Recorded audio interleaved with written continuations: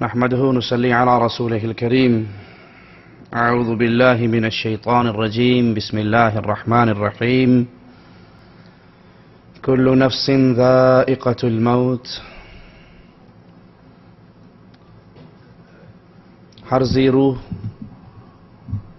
مخلوق نے موت کا ذائقہ چکھنا ہے.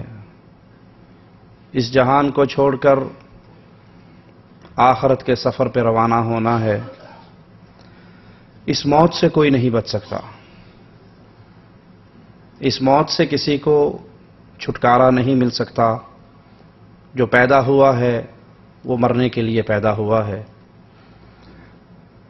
اینما تکونوا، جہاں مرضی چھپ جاؤ، جہاں مرضی چلے جاؤ، جہاں مرضی پناہ لے لو، یدرککم الموت، موت تمہیں وہاں بھی آ کر گھیر لے گی. تم محلات میں بند ہو جاؤ، تم پہاڑوں میں چھپ جاؤ، تم دریاؤں میں چلے جاؤ، جنگلوں میں چلے جاؤ، موت سے کوئی نہیں بچ سکتا. موت نے اپنے شکار کو وہ کہیں پر بھی ہو آ کر کر لینا ہے. وَلِكُلِّ أُمَّةٍ أَجَلٌ، ہر گروہ کے لیے ایک خاص وقت ہے، ایک معیار مقرر ہے، میعاد مقرر ہے، وقت مقرر ہے. جب وہ وقت آ جاتا ہے نہ ایک لمحے کی تاخیر ہوتی ہے، نہ ایک لمحے کی تقدیم ہوتی ہے. ما تسبق من امت اجلها وما يستأخرون، کوئی گروہ اپنی موت سے نہ آگے بڑھتا ہے نہ پیچھے رہتا ہے. جب موت کا وقت آ جائے، انسان چند لمحوں کی چھٹی چاہے، اجازت چاہے، اس کو نہیں مل سکتی. جو لمحہ اس کے لیے فکس ہے، اس لمحے اس کو اٹھا کر اس جہاں سے اگلے جہاں میں منتقل کر دیا جائے گا. مالک کا بیان سنیے، وَلَن يُؤَخِّرَ اللَّهُ نَفْسًا إِذَا جَاءَ أَجَلُهَا، جب کسی کا وقت آ جاتا ہے، لمحات پورے ہو جاتے ہیں، سانس پورے ہو جاتے ہیں، پھر اس کو ایک لمحے کی بھی اجازت نہیں دی جاتی. ان تمام آیات کو سن کر جو چیز ہمیں سمجھ آتی ہے وہ پہلی بات کہ موت برحق ہے، سب پر آنا ہے، کوئی بچ نہیں سکتا. دوسری بات، جب موت کا لمحہ آ جائے پھر تقدیم اور تاخیر نہیں ہوا کرتی، پھر موقع نہیں ملا کرتا. لیکن اس کے باوجود بہت سے کلمہ گو مسلمان ایسے بھی ہیں جو یہ عقیدہ رکھتے ہیں کہ انبیاء علیہم السلام، اولیاء اللہ، ان پر موت نہیں آتی، یہ زندہ ہیں، بس ایک لمحے کے لیے پردہ کرتے ہیں، اور پردہ کرنے کے بعد ان کو پھر ویسی ہی زندگی مل جاتی ہے جیسی ان کو اس سے پہلے ملی تھی. فتاوی رضویہ صفحہ 610 جلد نمبر 1 پر احمد رضا خان صاحب بریلوی لکھتے ہیں، انبیاء ان پر ایک لمحے کے لیے موت آتی ہے، اس کے بعد روحانی جسمانی لحاظ سے ان کو حقیقی زندگی اور ابدی زندگی حاصل ہو جاتی ہے. احمد رضا خان صاحب بریلوی اپنی دوسری کتاب ملفوظات احمد رضا، یہ ہمارے ہاتھ کے اندر یہ کتاب موجود ہے، اس کے صفحہ 249 پر لکھتے ہیں، انبیاء کرام کی حیات حقیقی، حسی، دنیاوی ہے. ان پر تصدیق وعدہ الہی کے لیے ایک آن کے لیے موت آئی، پھر فوراً ہی ان کو ویسی ہی دنیاوی زندگی مل گئی. اس حیات پر وہی دنیا کے احکام لاگو ہوتے ہیں. ان کا ترکہ بانٹا نہ جائے گا. ان کی ازواج کو نکاح حرام، ازواج مطہرات پر عدت نہیں. وہ اپنی قبروں میں کھاتے پیتے ہیں، نماز پڑھتے ہیں. بلکہ سیدی محمد بن عبد الباقی زرقانی فرماتے ہیں کہ انبیاء علیہم السلام اپنی قبروں میں زندہ ہیں، ان پر ان کی بیوییں پیش کی جاتی ہیں جن سے وہ شباشی بھی کرتے ہیں. انا للہ و انا الیہ راجعون، لا حول ولا قوة الا باللہ. امام الانبیاء علیہ السلام کی توہین اس سے بڑھ کر اور کیا یہ ان کی طرف نسبت کرنے والے لوگ کریں گے؟ کہتے ہیں کہ نبی اپنی قبر میں زندہ ہیں، ان کی بیوییں پیش ہوتی ہیں جن سے وہ شباشی کرتے ہیں. علماء دیوبند کا بھی یہی عقیدہ ہے. ان کی یہ کتاب المہند علی المفند، عقائد علماء دیوبند ہمارے ہاتھ میں ہیں، جس میں صفحہ 38 پر لکھتے ہیں کہ آپ اپنی قبر میں زندہ ہیں، آپ کی یہ زندگی دنیاوی زندگی ہے، برزخی زندگی نہیں ہے، دنیا جیسی زندگی ہے، برزخ جیسی زندگی نہیں۔ مگر آئیے، یہ عقیدہ کتاب اللہ کے بھی خلاف ہے، رسول اللہ صلی اللہ علیہ وسلم کی احادیث کے بھی خلاف ہے، اور صحابہ کرام کے اجماع کے بھی خلاف ہے۔ بلکہ جس طرح موت تمام انسانیت پر، تمام مخلوقات پر آتی ہے، اسی طرح موت اللہ کے انبیاء پر بھی آئی، اور موت سے کسی مخلوق کو چھٹکارا نہیں ہے، کسی کو استثناء نہیں ہے، کوئی اس سے بچ نہیں سکتا۔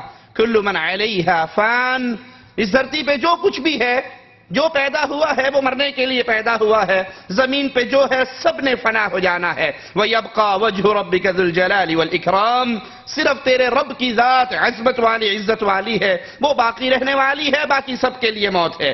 امام الانبیاء علیہ السلام کے بارے میں قرآن حکیم کی آیت کو سنیے، وَمَا مُحَمَّدٌ إِلَّا رَسُولٌ قَدْ خَلَتْ مِن قَبْلِهِ الرُّسُلُ أَفَإِن مَّاتَ أَوْ قُتِلَ انقلبتم عَلَىٰ أَعْقَابِكُمْ۔ محمد صلی اللہ علیہ وسلم تو اللہ کے رسول ہیں، ان سے پہلے بہت سے رسول ہو گزرے، اگر یہ فوت ہو جائیں، أَفَإِن مَّاتَ، اگر یہ فوت ہو جائیں یا یہ شہید کر دیے جائیں تو کیا تم اسلام سے اپنے ایڑیوں کے بل پھر جاؤ گے؟ دوسرے مقام پہ غور کیجئے، مالک فرماتا ہے وَمَا جَعَلْنَا لِبَشَرٍ مِّن قَبْلِكَ الْخُلْدَ، اے نبی ہم نے آپ سے پہلے بھی کسی بشر کو ہمیشہ کی زندگی نہیں دی۔ أَفَإِن مِّتَّ فَهُمُ الْخَالِدُونَ، کہ اگر آپ مر گئے تو یہ ہمیشہ رہ جائیں گے؟ آپ پر بھی موت ہے اور ان ساری کائنات پر موت ہے، ہم نے کسی بشر کو ہمیشہ کی زندگی نہیں دی۔ کل نفس ذائقۃ الموت، ہر نفس نے، ہر ذی روح نے موت کا ذائقہ چکھنا ہے۔ انک میت وانہم میتون، بلا شبہ آپ بھی فوت ہونے والے ہیں اور یہ بھی فوت ہونے والے ہیں۔ مالک اپنے نبی سے کہتا ہے قل، اے نبی کہو ان صلاتی ونسکی ومحیای ومماتی للہ۔ امام الانبیاء علیہ السلام فرما رہے ہیں ان صلاتی، میری نماز، ونسکی، میری قربانی، ومحیای، میری زندگی، ومماتی، میرا مرنا، للہ رب العالمین، اللہ کے لیے ہے جو تمام جہانوں کا پالنے والا ہے۔ نبی پر بھی موت آنی، یہ عام عقیدہ مشہور ہو چکا ہے انڈیا پاکستان میں کہ جو شخص یہ کہے کہ نبی پر موت آئی یا آپ فوت ہوئے یا آپ مر گئے، یہ گستاخ ہے، یہ واجب القتل ہے، اس پر توہین رسالت کا فوراً پرچہ ہونا چاہیے۔ قرآن حکیم کی یہ آیات ہمیں بول بول کر بتا رہی ہے کہ نبی صلی اللہ علیہ وسلم پر موت آئی، مالک کہتا ہے آپ نے بھی مرنا ہے اور باقی کائنات نے بھی مرنا ہے۔ بالآخر وہ آخری گھڑیاں آ گئیں۔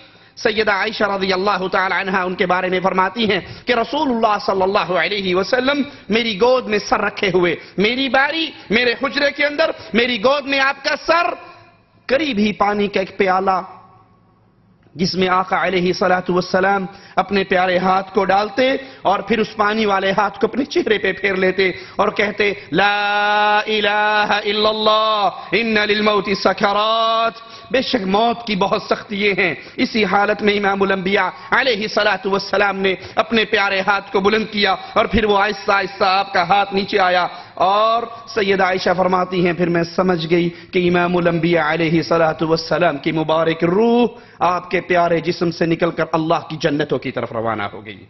سیدنا ابو بکر رضی اللہ عنہ وارضا، ان کو یہ خبر ملتی ہے، امام الانبیاء کے حجرے میں آتے ہیں، اپنی بیٹی کے حجرے میں آتے ہیں، آقا علیہ السلام کے پیارے چہرے سے چادر اتارتے ہیں، آپ کے ماتھے کو چومتے ہیں، وا نبیہ وا صفیہ وا خلیلہ، یہ آوازیں لگاتے ہیں، پیارے نبی، پیارے دوست، پیارے خلیل، اور پھر کہتے ہیں اللہ کے نبی آپ کی زندگی بھی مبارک تھی، آپ کی موت بھی مبارک ہے، اللہ نے جو موت آپ کی قسمت میں لکھی تھی وہ آپ کو آ چکی ہے، اللہ آپ پر دو موتیں کبھی جمع نہیں کرے۔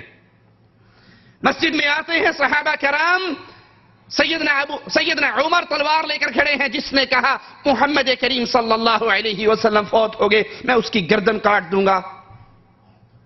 صدیق اکبر کہتے ہیں عمر بیٹھ جاؤ، منبر پہ کھڑے ہو کے خطبہ پڑھتے ہیں، من كان منكم يعبد محمد فإن محمد قد مات صلی اللہ علیہ وسلم، تم میں سے اگر کوئی محمد صلی اللہ علیہ وسلم کی عبادت کرتا تھا وہ سن لے کہ محمد علیہ السلام فوت ہو چکے ہیں. وَمَنْ كَانَ يَعْبُدُ اللَّهِ اور جو اللہ کی عبادت کرتا ہے فَإِنَّ اللَّهَ حَيٌّ لَا يَمُوتُ تو اللہ وہ ذات ہے جو ہمیشہ سے ہے اور ہمیشہ تک کے لیے ہے, اس پر کبھی موت نہیں آنی. لیکن امام الانبیاء, امام کائنات, امام اعظم محمد الرسول اللہ صلی اللہ علیہ وسلم کے بارے میں ابو بکر صدیق کے جملے سنیے.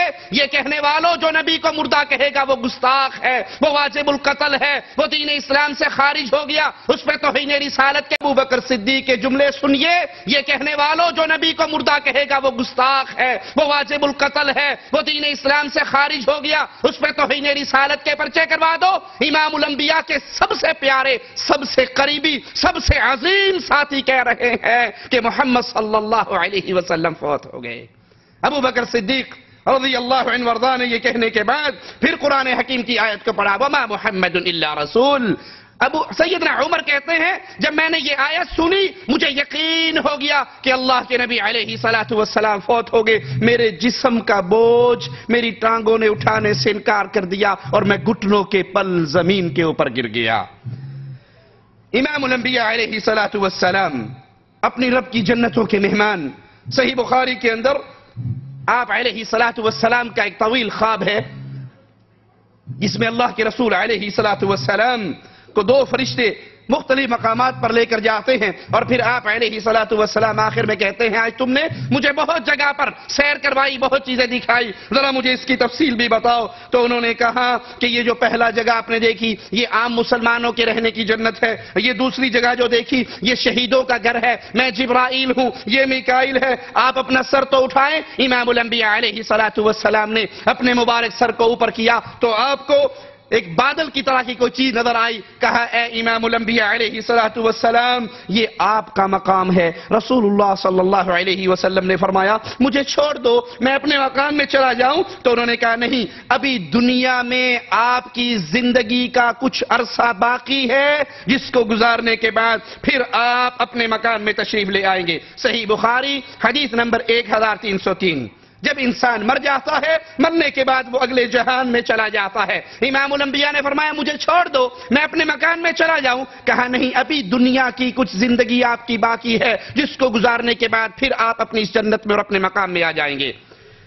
جو مر کے اس دنیا کو چھوڑ کے چلے جائیں وہ واپس اس دنیا میں دوبارہ, بلانے والے تو بہت شور کرتے ہیں, سنا ہے ہر عاشق کے گھر تشریف لاتے ہو, ہمارے گھر میں بھی ہو جائے چراغاں یا رسول اللہ صلی اللہ علیہ وسلم. لیکن قرآن حکیم ہمیں کیا تعلیم دیتا ہے غور کیجئے. وَحَرَامٌ عَلَىٰ قَرْيَةٍ أَهْلَكْنَاهَا أَنَّهُمْ لَا يَرْجِعُونَ. جس بستی کو ہم نے ہلاک کر دیا یعنی جن پر موت آ گئی اس پر لازم ہے کہ وہاں کے لوگ پلٹ کر نہیں آئیں گے. جو یہاں سے چلے گئے وہ واپس, یہ جو مولوی پٹی پڑھاتے ہیں نا, جمعرات کو دروازہ کھٹکتا ہے, پوچھتے ہیں کون, وہ کہتے ہیں روحیں آتی ہیں جمعرات کو اور پوچھتی ہیں کیا پکایا ہے. اگر جواب ملے ماشاءاللہ حلوہ بھی ہے, مرغا بھی ہے, بکرا بھی ہے, رانے بھی بھونی بھی ہے, کہتے ہیں مبارک ہو آپ نے ہمارا بڑا اہتمام کیا. اور اگر جواب ملے کیا پکایا, مسور دی دال پکی, کہتے ہیں فٹے وہ تو ساڑھے واسطے دال ہی رہے گی سی. یہ جھوٹ بولتے ہیں. کیوں یہ کہانی ہے, یہ قصے یہ کیوں کھڑے ہوئے؟ کیونکہ جو کچھ پکتا ہے وہ پبلک کو تو نہیں ملتا نا, وہ سارا پیک ہو کے مولوی کے ساتھ جاتا ہے.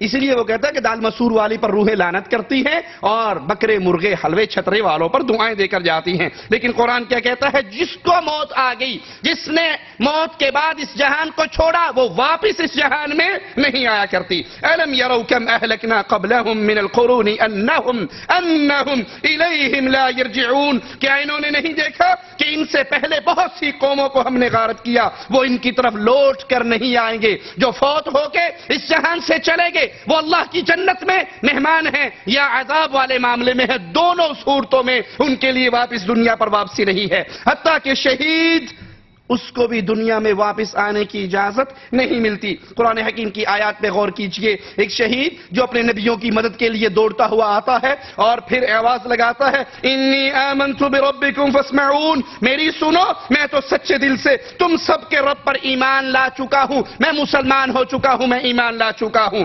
پھر ظالم اس کو قتل کر دیتے ہیں، وہ شہید ہو جاتا ہے، اب وعدہ لگاتا ہے قیل ادخل الجنہ، اس کو کہا جاتا ہے چلو شہید ہو گئے اللہ کی جنت کے مہمان بن جو۔ قال یا لیت قومی یعلمون، وہ حسرت بھرے الفاظ میں کہتا ہے قال یا لیت قومی یعلمون، اے کاش میری قوم کو پتہ لگ جائے کہ شہادت کے بعد میرے ساتھ کیا سلوک ہوا ہے۔ بما غفر لی ربی وجعلنی من المکرمین، میرے اللہ نے مجھے بخش دیا ہے اور عزت والوں میں مجھے شامل کر دیا۔ وہ کہتا ہے کاش میری قوم کو پتہ لگ جائے۔ وہ اپنی قوم کو رپورٹ دینے کے لیے واپس نہیں آ سکا، اس کو واپس نہیں آنے دیا گیا، وہیں سے کہتا ہے یا لیت قومی یعلمون، اے کاش میری قوم کو پتہ لگ جائے، وہ بھی اس توحید کی دعوت کو سینے سے لگائے اور اس دعوت کو دیتے ہوئے شہادت کا مقام پائے، لیکن اس شہید کو دنیا میں آ کر اپنی قوم کو خبر دینے کی اجازت نہیں ملی۔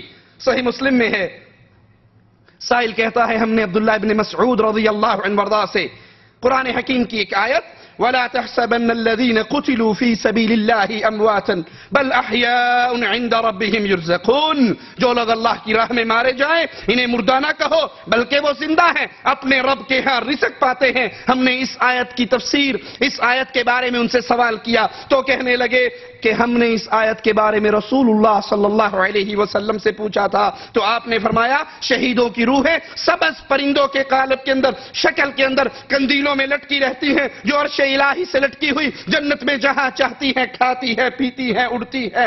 ایک مرتبہ اللہ نے ان شہیدوں کی روحوں سے پوچھا مانگو کیا مانگتے ہو؟ وہ جواب میں کہنے لگے اللہ تو نے ہمیں کیا کچھ عطا کیا ہے، ہم جنت میں جہاں چاہتی ہے گھومتی ہے، جو چاہتی ہے کھاتی پیتی ہے۔ مالک پھر کہتا ہے مانگو کیا مانگتے ہو؟ پھر مالک نے کہا مانگو کیا مانگتے ہو؟ تین دفعہ یہ سوال ہونے کے بعد شہداء کی روحوں نے کہا اللہ ہم ایک ہی ڈیمانڈ کرتے ہیں، ہماری روحوں کو دوبارہ ہمارے جسموں میں ڈال کر دنیا پہ بھیج، ہم تیرے راستے میں جہاد کرتے ہوئے شہادت کا مزہ دوبارہ لینا چاہتے ہیں۔ تو مالک نے جب دیکھا کہ ان کی کوئی خواہش نہیں تو پھر ان کو چھوڑ دیا گیا، واپس آنے کی اجازت ان شہداء کو بھی نہیں ملی۔ ترمذی میں ہے سیدنا جابر کے والد کے بارے میں رسول اللہ صلی اللہ علیہ وسلم نے پوچھا، رسول اللہ صلی اللہ علیہ وسلم نے فرمایا کہ ان سے اللہ تعالی نے سوال کیا کہ جو تمہاری ڈیمانڈ ہے مانگو، جو تم طلب کرنا چاہتے ہو کرو۔ تو کہنے لگے اے اللہ میری طلب، میری ڈیمانڈ، میری خواہش یہ ہے کہ مجھے پھر زندہ کر، مجھے پھر دنیا میں بھیج، مجھے پھر زندہ کر، میں تیرے رستے میں دوسری بار قتل ہونا چاہتا ہوں، دوسری بار میں تیرے رستے میں اس دنیا سے جانا چاہتا ہوں، مجھے پھر دنیا کے اندر واپس لوٹا، میری روح کو واپس لوٹا۔ تو مالک نے فرمایا قد سبق منی انہم لا یرجعون، یہ تو میرا فیصلہ ہے، یہ قول سبقت لے گیا ہے کہ وہ دوبارہ دنیا میں نہیں آئیں گے۔ شہداء اللہ سے ڈیمانڈ کر رہے ہیں، شہداء اللہ سے سوال کر رہے ہیں ہمیں دنیا پہ بھیج، ہم دنیا پہ جا کے دوبارہ شہید ہونا چاہتے۔ تو مالک نے فرمایا یہ تو میرا فیصلہ ہے، جو یہاں پر آ جائے وہ واپس نہیں جایا کرتا۔ ابو داؤد میں ہے جب مومن بندے کو سوال و جواب کے بعد اسے جہنم کا گھر دکھایا جاتا ہے اور کہا جاتا ہے اللہ نے تجھے معاف کیا، تیرے اس گھر کو کینسل کر کے یہ تیرا جنت کا گھر ہے، تجھے یہ عطا کر دیا، اگر تو اس ایمان کے راستے پہ نہ چلتا جہنم کے گھر میں آتا، ایمان کے راستے پہ چلا، اللہ نے رحمت کی، تیرے اعمال کو قبول کیا، اب یہ تیرا جنت والا گھر ہے، تو اس گھر کے اندر رہنے والا ہے۔ تو وہ فوراً فرشتوں سے کہتا ہے ذرا مجھے چھوڑ دو، ذرا مجھے چھوڑ دو، میں واپس جا کر اپنے گھر والوں کو یہ خوشخبری دینا چاہتا ہوں کہ مجھے اللہ نے جنت عطا کر دی۔ لیکن اسے کہا جاتا ہے اب یہیں ٹھہرو، اب یہیں ٹھہرو، دنیا کی واپسی کے سلسلے بند ہیں، ختم ہو چکے ہیں، تمہارا اگلا جہان آغاز ہو چکا ہے، اب یہیں ٹھہرو، واپسی نہیں ہے۔ مگر افسوس قرآن و حدیث کے اتنے واضح دلائل کے باوجود آج علماء دیوبند اور علماء بریلی ان عقائد، ان دلائل کے خلاف یہ عقیدہ رکھتے ہیں کہ اولیاء مرنے کے بعد جب چاہیں جہاں چاہیں آتے جاتے ہیں، نبی بھی آتے جاتے ہیں، اولیاء بھی آتے جاتے ہیں، پیر و فقیر بھی آتے جاتے ہیں۔ یہ ہمارے ہاتھ کے اندر اشرف علی تھانوی صاحب کی اشرف السمانے جلد نمبر 1 ہے اور اس کے صفحہ نمبر 15 کے اوپر یہ قصہ لکھا ہوا کہ ہمارے پردادا وہ جا رہے تھے، راستے میں ڈاکوؤں نے حملہ کیا، بارات میں جا رہے تھے، حملہ کیا، حملہ ہونے کے بعد یہ مارے گئے، قتل ہو گئے۔ کہا شہادت کے بعد ایک عجیب واقعہ ہوا، شب کے وقت اپنے گھر مثل زندہ تشریف لے آئے اور گھر والوں کو مٹھائی لا کر دی اور فرمایا اگر تم کسی سے ظاہر نہ کرو گی تو روز آیا کریں گے، مٹھائی بھی لایا کریں گے۔ بیگم صاحبہ مان گئی، پھر کہنے لگی ان کو اندیشہ ہوا، لیکن ان کے گھر کے لوگوں کو یہ اندیشہ ہوا کہ گھر والے جب بچوں کو مٹھائی کھاتے دیکھیں گے تو معلوم نہیں کیا شبہ کریں، اس لیے ظاہر کر دیا کہ رات اشرف علی تھانوی کے پردادا صاحب آئے تھے، مٹھائی کا ڈبہ بھی لائے تھے، لیکن چونکہ راز لیک آؤٹ ہو گیا، تھانوی صاحب کہتے ہیں اس کے بعد ساڈا دادا مڑ کے نہیں آیا، پھر دوبارہ وہ تشریف نہیں لائے۔ قرآن و حدیث کے دلائل، آیات اور احادیث میں نے آپ کے سامنے رکھ دی، لیکن اس کے برخلاف جو واقعات معاشرے کے اندر، جو عقائد معاشرے کے اندر پیش کیے جا رہے ہیں، ہمارے ہاتھ میں جو عقائد معاشرے کے اندر پیش کیے جا رہے ہیں، ہمارے ہاتھ میں چھوٹا سا کتابچہ مکتبہ دینیات بلال پارک باغبان پورا لاہور سے شائع ہوا، قبر کی زندگی، موت کے چند مناظر، واقعات و مشاہدات، جس کے رائٹر ہیں پروفیسر ڈاکٹر نور احمد، نشتر میڈیکل کالج ملتان، یہ ملتان ڈویژن کے تبلیغی جماعت کے امیر ہیں۔ اس کے صفحہ 39 پہ لکھتے ہیں طاہر شاہ صاحب کا مر کر زندہ ہونا، ماشاءاللہ، مر کر پھر زندہ ہونا۔ شاہ صاحب چند سال پہلے بیمار ہوئے، ہسپتال میں آئے، ان کی حالت بگڑ گئی تو ان کے والدین کی روحیں کمرے میں آئی، کہنے لگی اگلے جہان کا وقت ہے، ہم انتظار کر رہے ہیں، چلو۔ وہ آئے، شاہ صاحب کو لے کے اللہ کے پاس پیش ہونا ہے، چلیں۔ ظاہر شاہ صاحب کی روح کو آسمانوں پر لے گئے، جب آسمانوں پر ظاہر شاہ صاحب کی روح پہنچی تو وہاں مولانا یوسف اور احمد علی لاہوری سے ملاقات ہوئی۔ یہ دونوں حضرات پریشان ہو گئے کہ دعوت کا کام کرنے والا، تبلیغی جماعت کو چلانے والا تو یہ اکیلا آدمی تھا، دعوت کا کام کرنے والا اکیلا طاہر شاہ تھا، اس کو بھی اللہ میاں نے بلوا لیا۔ پھر یہ بات انہوں نے مولانا الیاس سے کی، انہوں نے جا کر حضور کو شکایت کی، اللہ کی شکایت رسول اللہ کو کی، اور ظاہر شاہ کو واپس دنیا میں جانے کو کہا۔ اسی دوران میں شاہ صاحب کا ہسپتال میں وفات ہو چکی تھی، ان کی میت کو گھر لایا جا رہا تھا کہ شاہ صاحب اٹھ بیٹھے اور خود چل کر گھر پہنچ گئے۔ مر بھی گیا، اتو پھیرا بھی پا آیا تے کر بھی پڑ گیا۔ انا للہ و انا الیہ راجعون۔ یہ ہمارے ہاتھ میں بہجت القلوب مولانا زکریا صاحب کے لیے رسول اللہ صلی اللہ علیہ وسلم کی طرف سے 40 بشارتیں اس کے اندر موجود ہیں۔ اس کا صفحہ نمبر 54 ہے۔ 54 پہ یہی عقیدہ بیان ہوا۔ 23 رجب 1400 ہجری 6 جون، آج بعد عشاء عزیز عبدالحفیظ نے صلاۃ والسلام کے بعد میری یعنی حضرت شیخ زکریا کی طرف سے حضور کو عرض کیا کہ حرمین کا رمضان چھوڑ کر پاکستان فیصل آباد اس لیے جا رہا ہوں کہ وہاں لوگوں کو اللہ اور اس کے رسول کا نام لینا آ جائے، اس کے لیے دعا فرمائیں۔ حضور نے فرمایا اس سے بڑھ کر کون سا کام ہو سکتا ہے؟ پھر فرمایا حرمین کا ثواب تو انشاءاللہ کہیں نہیں گیا، وہ تو پکا کنفرم ہے۔ پھر بہت دیر تک دعا فرماتے رہے، اس کے بعد بہت وقار سے فرمایا کہ ہمیں تو فیصل آباد کا خود بھی بڑا اہتمام ہے، انشاءاللہ تعالی میں بھی اپنے عصا کے ساتھ وہاں موجود رہوں گا۔ رسول اللہ صلی اللہ علیہ وسلم فرما رہے ہیں مولانا زکریا صاحب کو آپ فیصل آباد تشریف لے جاؤ، فکر نہ کرو، میں بھی اپنے عصا کے ساتھ فیصل آباد میں آؤں گا تمہارے تبلیغی اجتماع کے اندر اور اپنے عصا کے ساتھ وہاں پر موجود رہوں گا۔ ارواح ثلاثہ صفحہ 233 پر دارالعلوم دیوبند میں استادوں کے درمیان جھگڑا ہوا، صفحہ 233 ارواح ثلاثہ، رائٹر ہیں مولانا اشرف علی تھانوی صاحب۔ دو استادوں میں جھگڑا ہوا اور یہ جھگڑا بڑھتے بڑھتے صدر مدرس صاحب بھی اس کے اندر شامل ہو گئے۔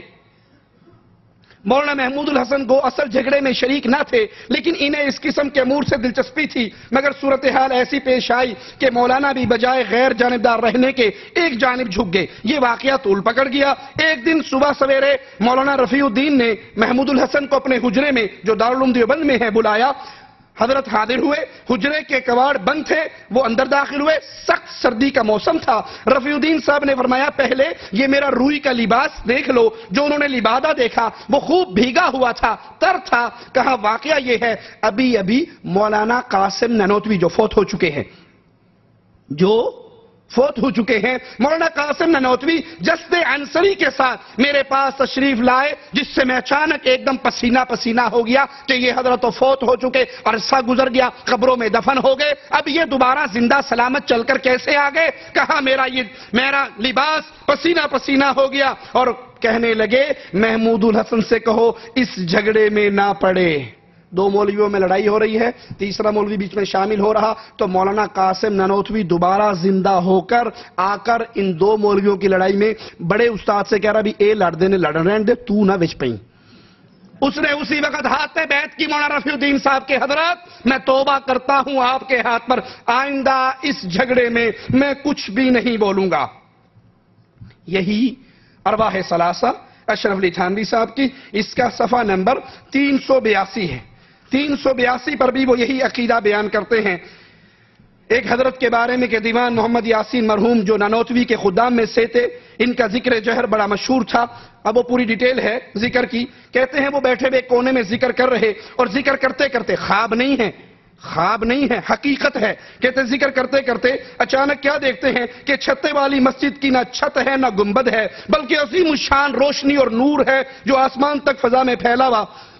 اچانک آسمان سے ایک تخت اترنا شروع ہوتا ہے. وہ تخت اترتے اترتے اترتے میرے قریب آ کے بالکل زمین پہ رک جاتا ہے، اور میں کیا دیکھتا ہوں کہ اس تخت پر رسول اللہ صلی اللہ علیہ وسلم تشریف فرما ہے. خلفائے اربعہ ہر 4 کونوں پر موجود ہیں. وہ تخت میرے بالکل قریب آ جاتا ہے. اللہ کے نبی صلی اللہ علیہ وسلم خلفائے اربعہ میں سے کسی ایک خلیفہ کو کہتے ہیں جاؤ مولانا محمد قاسم کو بلا لو. وہ تشریف لے گئے اور مولانا محمد قاسم نانوتوی کو بلا کر لے آئے. حضرت نے ارشاد فرمایا مولانا مدرسے کا حساب لائیے، چیک کروائیے. لگتا اللہ کے نبی کو کسی نے شکایت کی تھی کہ فراڈ ہونڈے ہے. مولانا لاؤ حساب کتاب چیک کراؤ. وہ فوراً حاضر ہوئے، حساب کتاب بتلانا شروع کر دیا، ایک پائی کا حساب دے دیا. اور نبی صلی اللہ علیہ وسلم کی خوشی اور مسرت کی اس وقت کوئی انتہا نہ رہی. بہت خوش ہوئے، فرمایا اچھا مولانا اب اجازت ہے، آڈٹ ہو گیا تہاڈا، تسی پاس ہو، کوئی فراڈ کوئی غبن کوئی دھوکہ نہیں کیا، اب ہمیں اجازت ہے. حضرت نے عرض کی جو آپ کی مرضی مبارک ہو. اس کے بعد وہ تخت جس طرح آسمان سے اترا تھا ویسے ہی آسمان پر عروج کرتا ہوا نظروں سے غائب ہو گیا. انہیں ضرورت پڑے چندے کا حساب چیک کروانے کے لیے تو اللہ کے رسول صلی اللہ علیہ وسلم تشریف لے آتے ہیں. ان کے پردادا قتل ہو جائیں تو واپس آ جاتے ہیں. لا حول ولا قوت الا باللہ. اسی طرح کا عقیدہ ایک مولانا طارق جمیل صاحب بیان کرتے ہیں اپنی کیسٹ میں، CD میں. کہتے ہیں کچھ لوگ جہاد پہ گئے، 9 ساتھی تھے، 8 مارے گئے، 1 گرفتار ہو گیا. وہ جیل سے بھاگا اور 3 دن سے مسلسل دوڑ رہا تھا، بھاگ رہا تھا. اچانک اسے پیچھے گھوڑوں کی آواز آئی. اس نے کہا مارا گیا، میں تو جیل سے بچ کے بھاگا تھا، یہ تو پکڑنے والے آگے. ابھی وہ یہی سوچ رہا، پیچھے سے اس کا نام لے کر حبیب. تو اس نے مڑ کے دیکھا کہ تو میرا نام بھی جانتے ہیں. مڑ کے دیکھا تو وہی 8 ساتھی تھے جو فوت ہو چکے تھے، جو شہید ہو چکے تھے. وہ گھوڑوں پر بیٹھے آ رہے. یہ کہنے لگا تم تو مارے گئے تھے، تم تو شہید ہو گئے تھے. کہا ہاں مارے تو گئے تھے، لیکن تمہیں نہیں پتا کہ عمر بن عبدالعزیز رحمت اللہ علیہ فوت ہوئے ہیں. اللہ نے سارے شہیدوں کو زمین پہ اتار کر کہا جاؤ عمر بن عبدالعزیز کا جنازہ پڑھ کے آؤ. انا للہ و انا الیہ راجعون. رسول اللہ صلی اللہ علیہ وسلم کی وفات پر کیوں سارے شہیدوں کو اللہ نے زمین پہ کیوں نہیں بھیج دیا؟ فاروق اعظم کی شہادت پہ کیوں نہیں بھیجا؟ سیدنا عثمان کی شہادت پہ کیوں نہیں بھیجا؟ سیدنا علی کی شہادت پہ کیوں نہیں بھیجا؟ خیر، کہا جاؤ ہمیں دنیا پر بھیجا ہے، تو بتا تو نے عراق جانا ہے، اپنے گھر پہنچنا ہے؟ کہا اس نے میرا ہاتھ پکڑ کے زور سے کھینچا، مجھے گھوڑے پر بٹھایا، اگلے ہی لمحے مجھے کندھا مار کے نیچے گرایا. آنکھیں کھولی تو میں اپنے گھر کے سامنے گرا ہوا تھا. ایک مسلمانوں کے روم کے علاقے میں ایک مسلمان قید ہوئے اور وہ وہاں سے بھاگ کر نکل رہے ہیں. تیسری رات ہے ان کو روم میں چلتے ہوئے، ان کے 8 ساتھی قتل ہو چکے تھے، یہ 9 بچ گئے تھے، یہاں سے بھاگ کے آ رہے ہیں. پھر پیچھے سے گھوڑے کے ٹاپوں کی آواز آئی. سمجھنے لگے کہ بس میں تو پکڑا گیا. میرے پیچھے آئے پکڑنے والے، پیچھے جو مڑ کے دیکھا ایک نے آواز دی حبیب. ارے یہ میرا نام کیسے جانتا ہے؟ حبیب. قریب آئے تو دیکھا وہ ساتھی جو قتل ہو چکے تھے گھوڑوں پہ سوار. ارے اولیس قد قتلتم، ارے تم تو سارے قتل ہو گئے تھے. ہاں تمہیں خبر ہے کیا ہوا ہے؟ کہا عمر بن عبدالعزیز کا انتقال ہو چکا ہے اور اللہ نے تمام شہداء کو کہا اس کا جنازہ پڑھو جا کے. ہم سب وہاں آ رہے ہیں، تم نے گھر جانا ہے؟ یہ روم میں گھر جانا ہے؟ کہنے کہ ہاں. ناولنی ہاتھ پکڑاؤ. میرا ہاتھ پکڑا اربکانی اور مجھے پیچھے گھوڑے پر بٹھایا اور اس کے گھوڑا اس کا گھوڑا چند قدم چلا ہوگا کہ اس نے خفقنی خفقتن، اس نے مجھے زور سے ٹہنی ماری اور میں جو الٹ کے گرا تو گھر کے دروازے کے سامنے پڑا۔ عراق، روم سے عراق۔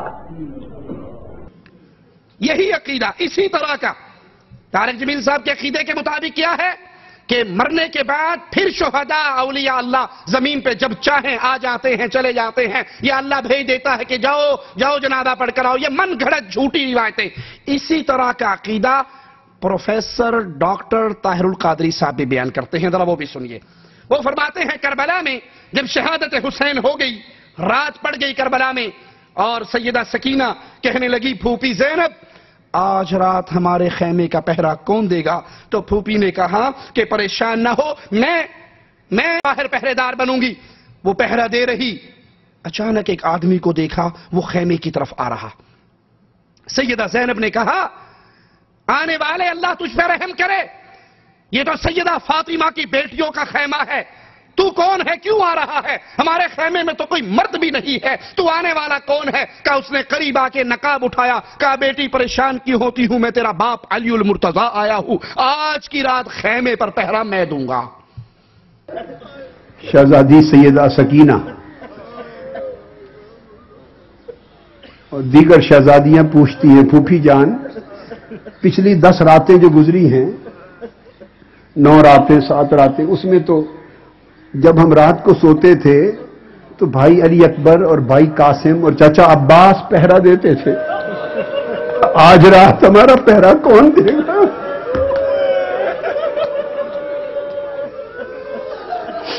آج رات پہرا کون دے گا؟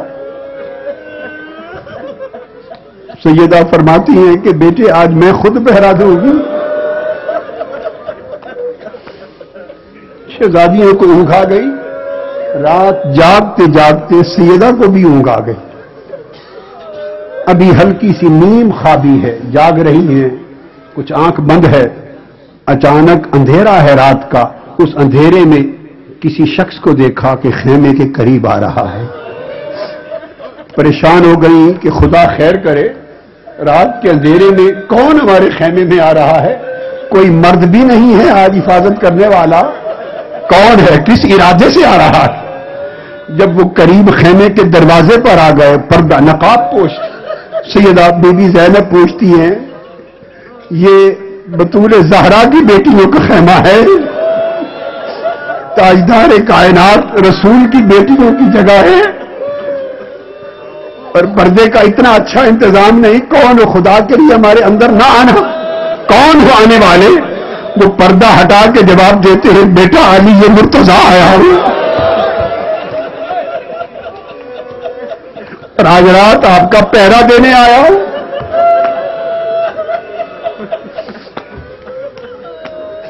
خود پہرا دینے آیا ہوں۔ انا للہ و انا الیہ راجعون۔ سیدنا علی شہادت حسین کے بعد کربلا کے میدان میں پہنچے۔ ارے اگر سیدنا علی کربلا کے میدان میں پہنچ سکتے تو اپنے بیٹے کی شہادت سے پہلے مدد کے لیے کیوں نہیں پہنچے؟ وہی عقیدہ جو طارق جمیل نے پیش کیا، حضرت مولانا طارق جمیل صاحب۔ ہم کسی کا نام نہیں بگاڑیں گے، کسی کے لیے برے الفاظ نہیں اپنائیں گے، کسی کی ذات میں، کسی کی شان میں، کسی کی شخصیت کے بارے میں گندی آواز نکالنا نہ اس کی تعلیم قرآن دیتا ہے، نہ اس کی تعلیم محمد رسول اللہ کی تعلیمات دیتی ہے۔ ہم اہل الحدیث جب بھی بات کرتے ہیں عقائد کی کرتے ہیں، شخصیات کو گالی دینا ہمارا منہج، وہ اور ہیں جو شخصیات کو گالی دیتے ہیں۔ مولانا طارق جمیل صاحب نے یہی عقیدہ بیان کیا، پروفیسر ڈاکٹر طاہر القادری صاحب نے بھی یہی عقیدہ بیان کیا۔ کہتی ہے اچانک، طاہر القادری صاحب فرماتے ہیں اچانک سکینہ غائب ہو گئی۔ پھوپھی زینب نے بہت تلاش کیا، جب نہیں ملی تو مجبور ہو کے آواز لگائی بھائی حسین رضی اللہ عنہ وارضا۔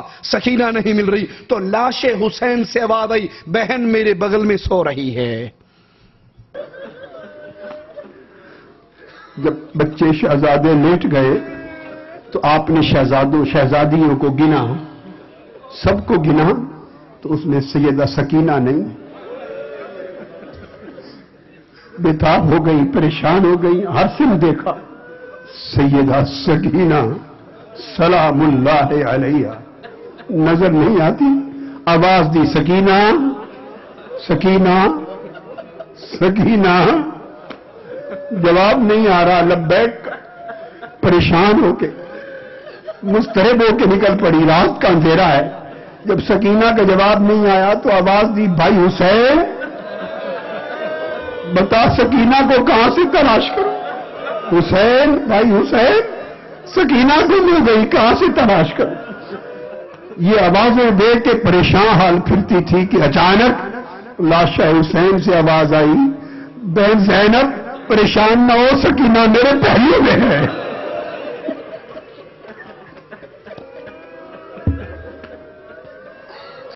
یہ تو شہید ہو کہ اللہ کی جنتوں میں چلے گئے. روح اور زندگی کا، روح اور جسم کا رشتہ کٹ چکا ہے، ٹوٹ چکا ہے. رب کی جنتوں کے مہمان بن چکے ہیں. سیدنا حسین میرے نبی کے پھول، سیدنا حسین میرے نبی کی خوشبو، سیدنا حسین جنت کے نوجوانوں کے سردار، وہ تو اللہ کی جنتوں کے مہمان بن گئے. لیکن قادری صاحب کہتے ہیں لاش حسین سے آواز آئی، بہن پریشان نہ ہو، سکینہ تو میرے ساتھ لیٹی ہوئی.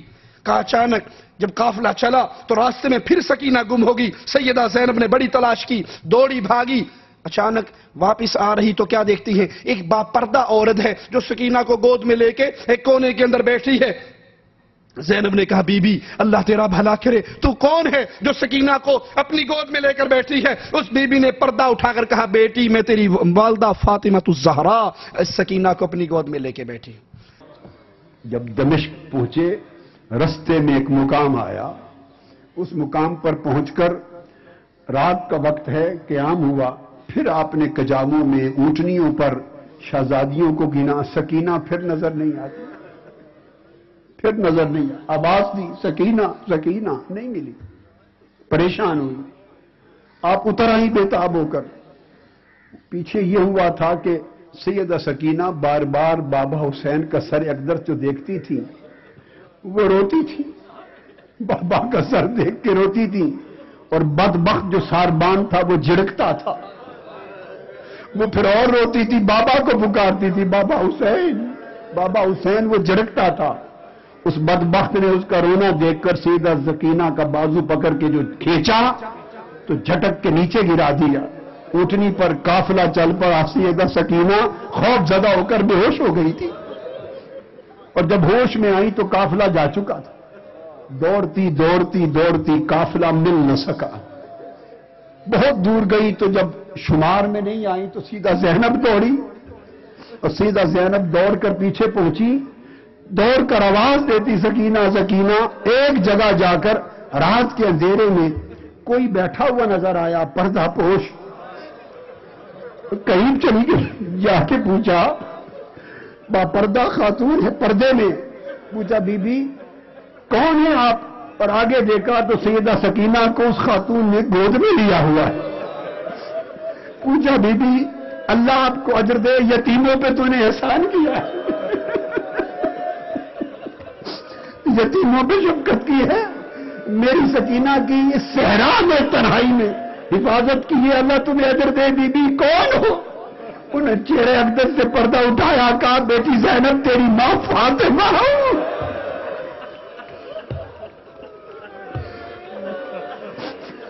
سکینہ کی رکھوالی کے لیے آئی. یہی بدعقیدگی علماء دیوبند کی طرف سے بھی سننے کو مل رہی ہے، اور یہی بدعقیدگی علماء بریلی کی طرف سے بھی کہ فوت ہونے کے بعد پھر اولیاء اللہ اس دنیا پر آ جاتے ہیں. کچھ من چلے نوجوان جب ہماری یہ گفتگو سنتے ہیں کہ قادری صاحب اور طاہر القادری اور مولانا طارق جمیل ان دونوں کے مشترکہ عقائد کو جب ہم پیش کرتے ہیں تو ان کو غصہ آتا ہے، وہ ناراض ہوتے ہیں. لیکن ہم اللہ کی شریعت کی آوازیں کو بلند کرنے کے پابند ہیں. اگر وہی عقیدہ طاہر القادری بیان کرے، وہی عقیدہ طارق جمیل بیان کرے تو اس کو عوام الناس کے سامنے پیش کرنے میں کیا حرج ہے؟ یہی بات یہاں سے مل رہی ہے اور یہی بات یہاں سے مل رہی. بلکہ آپ کو ایک منظر ہم اور دکھاتے ہیں. ایک ہی سٹیج پر منہاج القرآن کی مسجد ہے، طاہر القادری صاحب کا اجتماع ہے، اعتکاف کی راتیں ہیں، اور مولانا طارق جمیل خود چل کر طاہر القادری صاحب کی مسجد میں تشریف لائے. طاہر القادری صاحب نے خطاب کے بعد کہا یہ مولانا طارق جمیل ہمارے پاس تشریف لائے ہیں، یہ ہمارے مہمان ہیں، میں ان سے درخواست کرتا ہوں کہ آئیں اور دعائے خیر کریں۔ اور وہ آ کر دعا کرتے ہیں، اور دعا کرتے ہوئے الفاظ کیا ہیں؟ اے اللہ ان تمام حاضرین مجلس کو قبول فرما، ان کے جمع ہونے اور اعتکاف کو قبول فرما۔ اور یاد رکھیے جمع ہونے والے طاہر القادری صاحب کے مرید ہیں جن کی اکثریت اہل شرک ہے، وہ رسول اللہ صلی اللہ علیہ وسلم کو اللہ کے نور کا حصہ مانتے ہیں، وہ نبی کو مشکل کشا حاجت روا مانتے ہیں، وہ طاہر القادری کو سجدے کرنے والی قوم ہے۔ اور طارق جمیل صاحب کہہ رہے ہیں اللہ اس حضور کو، اس مجلس کو قبول فرما، ان کے اعتکاف کو قبول فرما، ان کے جمع ہونے کو قبول فرما، ان کے اس ادارے یعنی ادارہ منہاج القرآن، ان کے ادارے کو قبول فرما، ان کے محنت کرنے والوں کو قبول۔ مولانا طارق جمیل صاحب سے کہہ رہا ہوں کہ آئے ہمارے مہمان ہیں کہ دعا اس مجلس سے یہ کروانا۔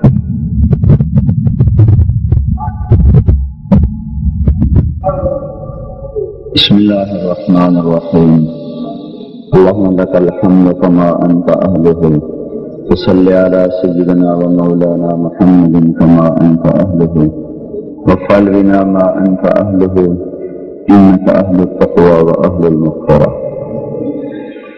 یا اللہ ان سب شرکاء مجلس کو قبول فرما، اپنی مرضیات کے مطابق چلنے والا بنا، اپنے اور اپنے محبوب کی محبت نصیب فرما، ان کے جمع ہونے کے اعتکاف کو قبول فرما، ان کے ادارے کو قبول فرما، محنت کرنے والے مؤسسین کو قبول فرما، اور دنیا اور آخرت کی کامیابیاں نصیب فرما، ہر قسم کے شرور سے پناہ عطا فرما، ہر قسم کی محبت نصیب فرما، ہر قسم کی نفرتوں سے پاک فرما۔ یا اللہ جو کہا گیا ہے اس پر ہمیں بھی عمل کی توفیق عطا فرما۔ وصلی اللہ تعالی علی النبی الکریم آمین۔ اجازت ہے تو ایک بات عرض کرتا ہوں۔ بسم اللہ الرحمن الرحیم والصلاة والسلام علی رسولہ الکریم۔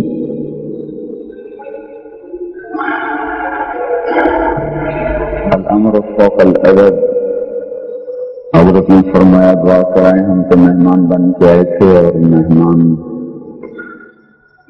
میزبان کے زیر بار ہوتا ہے، اس لیے مجھے یہ باجل ناخواستہ کام کرنا پڑا۔ تو جو مضمون بیان کیا گیا ہے اسی کے ساتھ ایک چھوٹی سی بات عرض کر دیتا ہوں۔ حضور صلی اللہ تعالی علیہ وسلم نے ارشاد فرمایا کہ بَوَفَّلَ أُتَمِّمَ مَكَارِمَ الْأَخْلَاقِ، میں مکارم اخلاق کی تکمیل کے لیے بھیجا گیا ہے۔ پھر آپ نے فرمایا یا ابا ہریرہ علیک بحسن الاخلاق، اے ابو ہریرہ حسن اخلاق کو لازم پکڑو۔ میں نے عرض کیا رسول اللہ وما حسن الاخلاق، حسن اخلاق کیا ہیں؟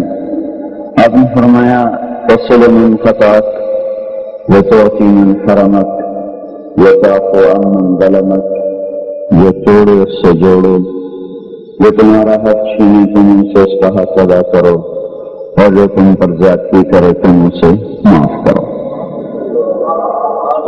پھر آپ نے فرمایا ایک صحابی نے عرض کیا رسول اللہ اريد ان يكمل ایمانی، میں چاہتا ہوں میرا ایمان کامل ہو جائے، تو آپ نے فرمایا حسن خلقک یکمل ایمانک۔ پھر ایک صحابی نے عرض کیا رسول اللہ مل ایمان مل اسلام، اسلام کیا ہے؟ آپ نے فرمایا اطعام الطعام، طیب الکلام، میٹھا بول بولنا، لوگوں کو کھانا کھلانا۔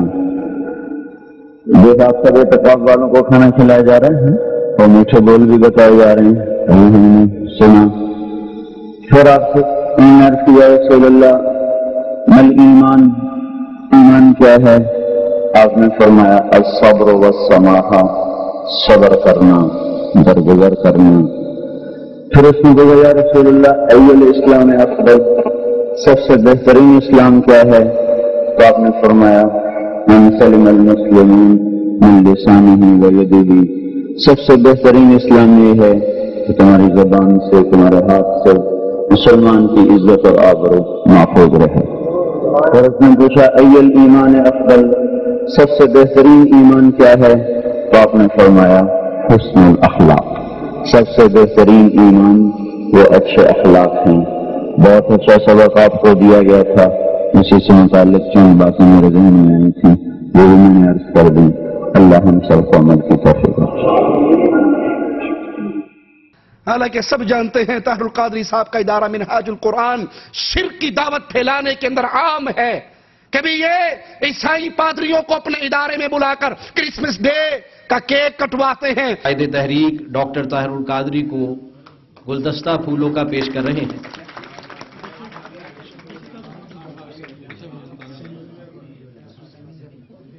ان کی طرف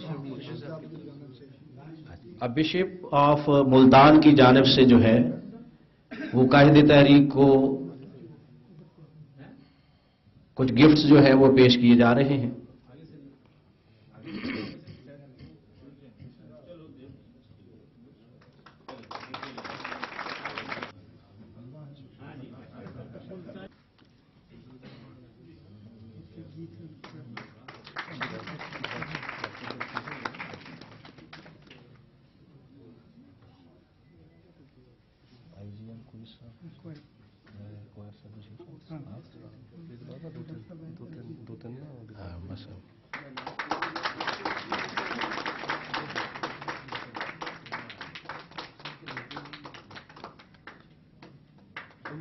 امن کی شمع روشن ہو چکی ہے اور شمع سے شمع جل رہی ہے.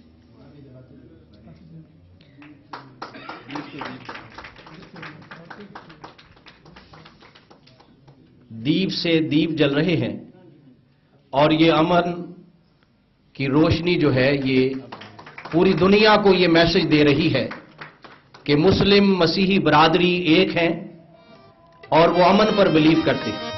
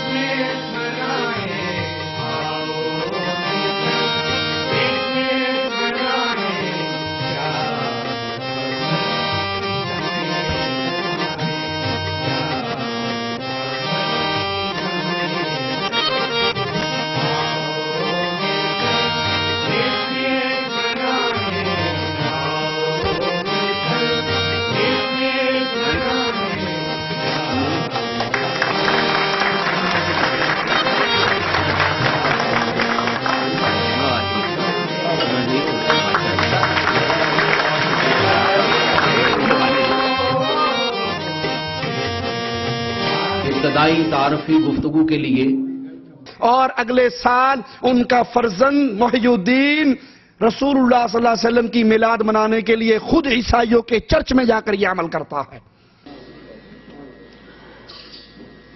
آج کی اس تقریب کے قابل صد احترام میزبان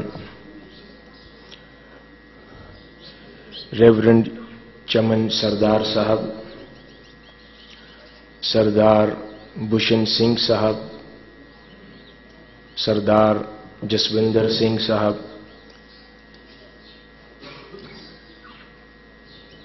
سینئر نائب ناظم اعلیٰ تحریک منہاج القرآن شیخ زاہد فیاض صاحب، آج کی اس تقریب کی رونق دیگر میزبان اور مہمانان گرامی قدر، اور خصوصاً آج لاہور بیپٹسٹ چرچ میں آقا علیہ الصلوۃ والسلام تاجدار کائنات حضرت محمد مصطفیٰ صلی اللہ علیہ وآلہ وسلم کی ولادت کی خوشی منانے کے لیے موجود اور شریک شرکائے مجلس، اللہ رب العزت کا بے پایاں لطف و کرم اور احسان عظیم ہے کہ جس نے توفیق عطا فرمائی کہ ایک بار پھر تاجدار کائنات صلی اللہ علیہ وآلہ وسلم کی میلاد کی خوشی کو محبت سے منا سکیں. یہ اہل شرک کا ادارہ ہے. اگر آپ کو ہماری باتوں سے تکلیف ہے تو بتائیے. طارق جمیل صاحب اس اہل شرک کے مجمع سے خطاب کر رہے, ان کے لیے قبولیت کی دعائیں کر رہے, مؤسسین کے لیے دعائیں کر رہے. یہ کہاں کی توحید ہے؟ اہل توحید کے پاس جایا کرتے ہیں, اہل شرک کے پاس جایا کرتے ہیں. یہی عقیدہ میلاد النبی کے نام پر بدعات پھیلانے والوں کا, معاشرے کے اندر شرک پھیلانے والوں کا بھی یہی عقیدہ ہے جو ہم نے آپ کو طاہر القادری اور طارق جمیل صاحب کی زبان سے سنوایا. پاکستان کا ایک شہر ہے چکوال, اس کے قریب ایک گاؤں ہے جس کا نام دھرابی ہے. اس گاؤں میں تنویر عطاری, مولانا الیاس قادری صاحب کی جماعت کے ایک شخص, اس نے 12 ربیع الاول کی رات کو یہ اعلان کیا کہ ہمارے گھر میں نعلین مبارک آویزہ ہو چکا ہے. گھر میں روشنی نہیں تھی, لائٹ نہیں تھی. اچانک پورا گھر نور سے جگمگا اٹھا, خوشبو آنے لگی, اور اس رات جس نے بھی اس نعلین مبارک کی زیارت کی, روشنی کی حالت اور خوشبو کی حالت میں ہوئی. تو جو بھی شخص یعنی کہ گزرنے والا سمجھتا ہے شاید میرے گھر کوئی میلاد وغیرہ ہے, تو جو بھی اندر آتا تو الحمدللہ وہ اسے روشن دیکھ کے نا, آج کل موبائل کا نیٹ ورک اتنا عام ہے کہ وہ اپنی صحیح کے اوپر لوگوں نے دعوت عام شروع کر دی. بس چند لمحوں کے اندر میرے گھر کے اندر ایک جمع غفیر جو لوگ گیٹ دیکھنے کے لیے نکلے ہوئے تھے, سارا گاؤں جو ہے وہ گھر میں ٹوٹ پڑا. اور یہ ہے کہ اس رات الحمدللہ جس نے بھی اس کی زیارت کی ہے تو یہ روشنی زیارت کی ہے. پوری لائٹ گھر میں, رات کو گھر میں لائٹ نہیں جلی. 12 ربیع نور شریف کو آسمان پہ بادل تھے کہ چاند بھی باہر آیا ہو تو چلو اس کا عکس, ایسا بھی کوئی معاملہ نہیں ہے. اور الحمدللہ تقریباً 11 ساڑھے 11 بجے تک لوگوں نے بالکل اس کے اندر سے خوشبو بھی آتی ہوئی دیکھی. کئی لوگ تو باقاعدہ تصدیق کرنے کے لیے جھکتے تھے. یہ معجزہ عاشق رسول محمد تنویر عطاری کے گھر 12 ربیع الاول 27/2/2010 کو مغرب کے وقت ہوا. تیری حسرتوں میں, تیری چاہتوں میں, تیری حسرتوں میں, تیری چاہتوں میں, بڑے دن ہوئے گھر سجاتے سجاتے, تیری حسرت. جو ہی یہ خبر 1 سے 2, 2 سے 3, 3 سے 4 نشر ہوئی, جنگل میں آگ کی طرح پھیلی. پورے پاکستان سے لوگ بسیں بھر بھر کے اپنی گاڑیوں پہ, ویگنوں میں میلے کی شکل اختیار کر گئے, اور پورے پاکستان کی اکثریت, ہر علاقے کے لوگ وہاں پہنچنے کے لیے ٹوٹ پڑے. اب یہ اس کے گھر میں آ رہے ہیں, اب انہیں اندازہ نہیں کہ کتنے لوگ آئیں گے. اب ڈر یہ کہ لوگ اگر زیادہ آ گئے تو یہ جو نشان ہم نے بنایا ہے 2 نمبر, تو یہ مٹ جائے گا. یہ مٹ جائے گا تو دکانداری ختم ہو جائے گی.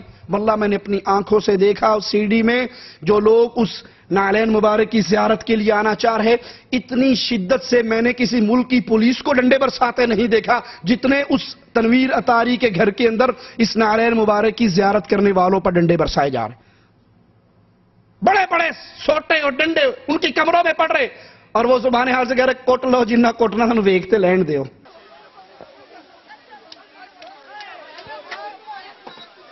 یہ آپ دیکھ رہے ہیں کہ اس بے دردی سے ان لوگوں کو مارا جا رہا ہے. یہ ہم آپ کو یہاں اندر کی صورتحال دکھا رہے ہیں. حقائق کیا ہیں, اس نعلین مبارک کی حقیقت کیا ہے, وہ ہم کوشش کریں گے کہ پروگرام کے آخر تک آپ کو بتا سکیں. انا للہ و انا الیہ راجعون. اندھی عقیدت, اندھی محبت, بغیر علم کے, بغیر شرعی نصوص کے جو ہلاک کا طبقہ, وہ کہتے ہیں جتنا مارنا ہے مار لو, ہم رسول اللہ صلی اللہ علیہ وسلم کے قدم مبارک کو دیکھے بغیر واپس نہیں جائیں گے. اب لوگ ٹولیوں کی شکل میں آئے. ایک ٹیلی ویژن کے نمائندے نے وہاں آ کر ان کا انٹرویو کیا. آئیے آپ کو بھی سناتے ہیں. ایک شخص سے پوچھا کہ آپ کیا عقیدہ رکھتے ہیں, کیا رسول اللہ صلی اللہ علیہ وسلم زمین پہ تشریف لائے ہیں؟ اس نے کہا بالکل, آپ صرف زمین پہ ہی نہیں بلکہ ہر وقت ہر جگہ موجود ہوتے ہیں, اور جو باتیں ہم کر رہے, جو کام ہم کر رہے, آپ وہ سن رہے ہیں, دیکھ رہے ہیں. کچھ سمجھ نہیں آ رہی.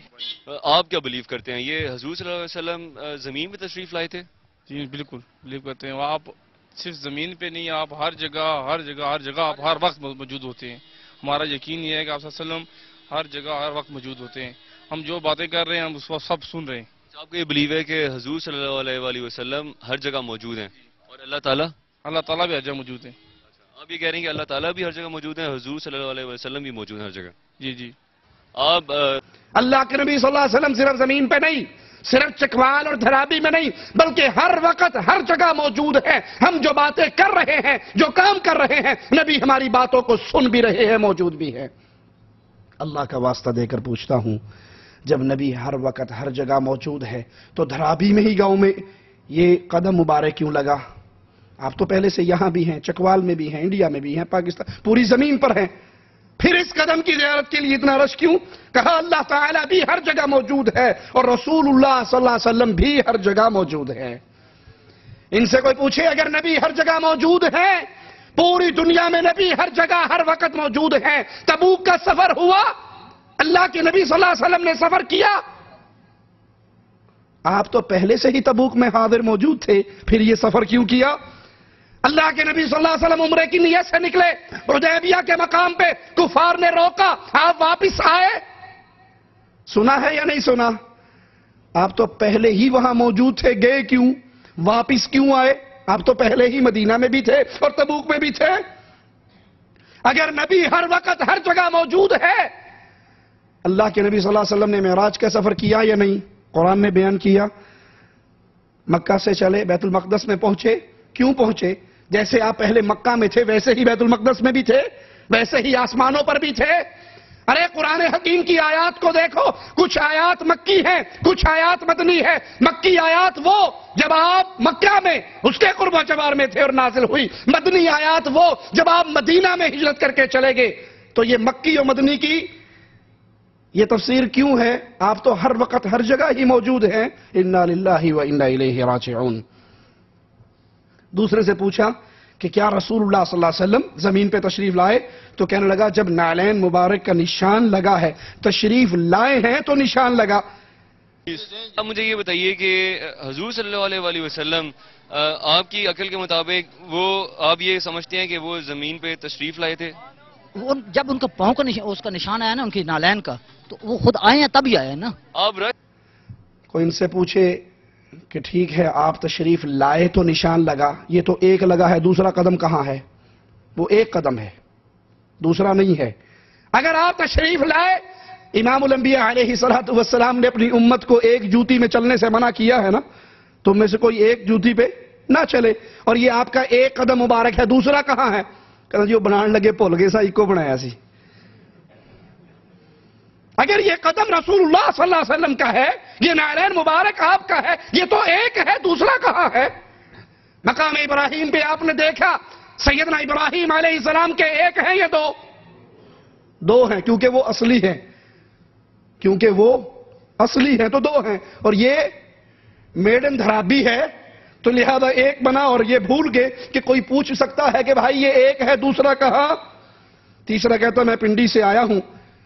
کہا یہ واقعی نبی کا قدم ہے؟ کہا ہاں. کہا کیوں؟ کیا دلیل ہے؟ کہا جب میں نے نالین مبارک پر ہاتھ لگایا تو مجھے یوں لگا جیسے کسی نے میرے ہاتھ کے اوپر ہاتھ رکھ دیا. میں نے دوسری زمین پہ ہاتھ لگایا، وہاں کسی نے میرے ہاتھ پہ ہاتھ نہیں رکھا. کی سچائی کے بارے میں. السلام علیکم جی. وعلیکم السلام. کیسے ہیں جناب؟ الحمدللہ، شکر. کہاں سے آئے آپ؟ پنڈی سے. آپ نے کیا سنا اس جگہ کے حوالے سے؟ مجھے یہ معلوم ہوا کسی دوست کی بنسبت کے یہاں پہ نبی پاک کے پاؤں کی زیارت ہوئی ہے. ہاں جی. آپ دیکھ کے آئے ہیں؟ جی بالکل دیکھا. کیا دکھائی دیا آپ کو؟ مجھے کچھ محسوس ہوا ہے کہ ہے. کیسے؟ مثلا کہ آپ اس پہ بلیو کرتے ہیں کہ حضور صلی اللہ علیہ وسلم کے پاؤں کا نشان ہی ہے؟ بالکل ہے، کیونکہ میں نے ہاتھ لگایا اس جگہ کو اور مجھے اس طرح لگا کہ میرے ہاتھ پہ کسی نے ہاتھ لگایا، اور اس کے ساتھ ہی دوسری جگہ جدھر پاؤں کا نشان نہیں ہے اس جگہ پہ ہاتھ لگایا تو کچھ نہیں. دوسری جگہ ہے جدھر پاؤں کا نشان ان کا بنا ہوا ہے اس جگہ پہ میں نے ہاتھ لگایا تو مجھے اس طرح لگا کہ میرے ہاتھ پہ کسی نے ہاتھ لگایا، اور اس کے ساتھ ہی دوسری جگہ جدھر پاؤں کا نشان نہیں ہے اس جگہ پہ ہاتھ لگایا تو کچھ نہیں. دوسری جگہ ہے جدھر پاؤں کا نشان ان کا بنا ہوا ہے اس جگہ پہ میں نے ہاتھ لگایا تو مجھے یہ محسوس ہوا. یہ رواج ہے نا پنجاب کا، کوئی کسی کا پاؤں چھونے لگے تو وہ جو پاؤں چھورا ہوتا ہے وہ اس کے پاؤں کو پکڑ لیتے ہیں. کہا جو ہی ہم نے نبی صلی اللہ علیہ وسلم کے قدم مبارک پہ ہاتھ رکھا تو کسی انجانی قوت نے میرے ہاتھ پہ ہاتھ رکھ دیا, تو یقین ہے نا کہ یہ رسول اللہ صلی اللہ علیہ وسلم کا قدم ہے. میں نے دوسری جگہ پہ ہاتھ لگایا تو وہاں پر ایسا نہیں ہوا. اہل شرک عوام کو دھوکہ دیتے ہیں. یہ دھوکہ دیا, یہ قدم بنایا اور کہا یہ نبی صلی اللہ علیہ وسلم کا ہے, اور بھول گئے کہ دوسرا بھی بنانا چاہیے تھا. اسی طرح یوٹیوب پر میرا ایک کلپ بنا کر انہوں نے توصیف الرحمان رسول اللہ صلی اللہ علیہ وسلم کا گستاخ ایک کلپ ڈالا ہے, اور اس میں گستاخی کیا بیان کی کہ یہ بڑے گستاخ ہیں. مجھے کل ہی انڈیا سے فون آیا اور جتنی وہ ننگی گالیاں دے سکا اس نے بکی. کہا گستاخی کیا؟ میں نے کہا بھائی کیوں گالی دیتے ہو؟ کہا تم سے بڑا گستاخ کون ہوگا, تم نے رسول اللہ صلی اللہ علیہ وسلم کے نعلین مبارک کو جوتی کہا ہے. نعلین مبارک کو اس کے لیے لفظ جوتی استعمال کیا ہے, یہ بہت بڑی گستاخی ہے, اور اگر تو ہمارے کہیں قریب ہوتا تو منڈی کاٹ دیتے. اتنا بڑا جرم ہے.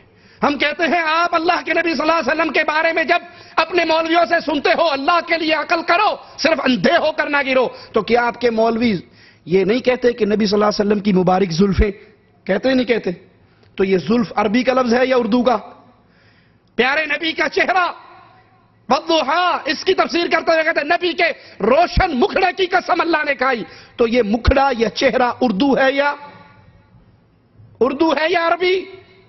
آپ کے پیارے ہاتھ اردو ہے یا عربی؟ چہرے کا آپ نے وجہ کا ترجمہ چہرہ کر لیا, ید کا ترجمہ ہاتھ کر لیا, کوئی گستاخی نہیں ہوئی. اور اگر ہم نے نعلین عربی کا لفظ ہے, اردو میں کیا کہتے ہیں؟ جوتی, انگلش میں شوز.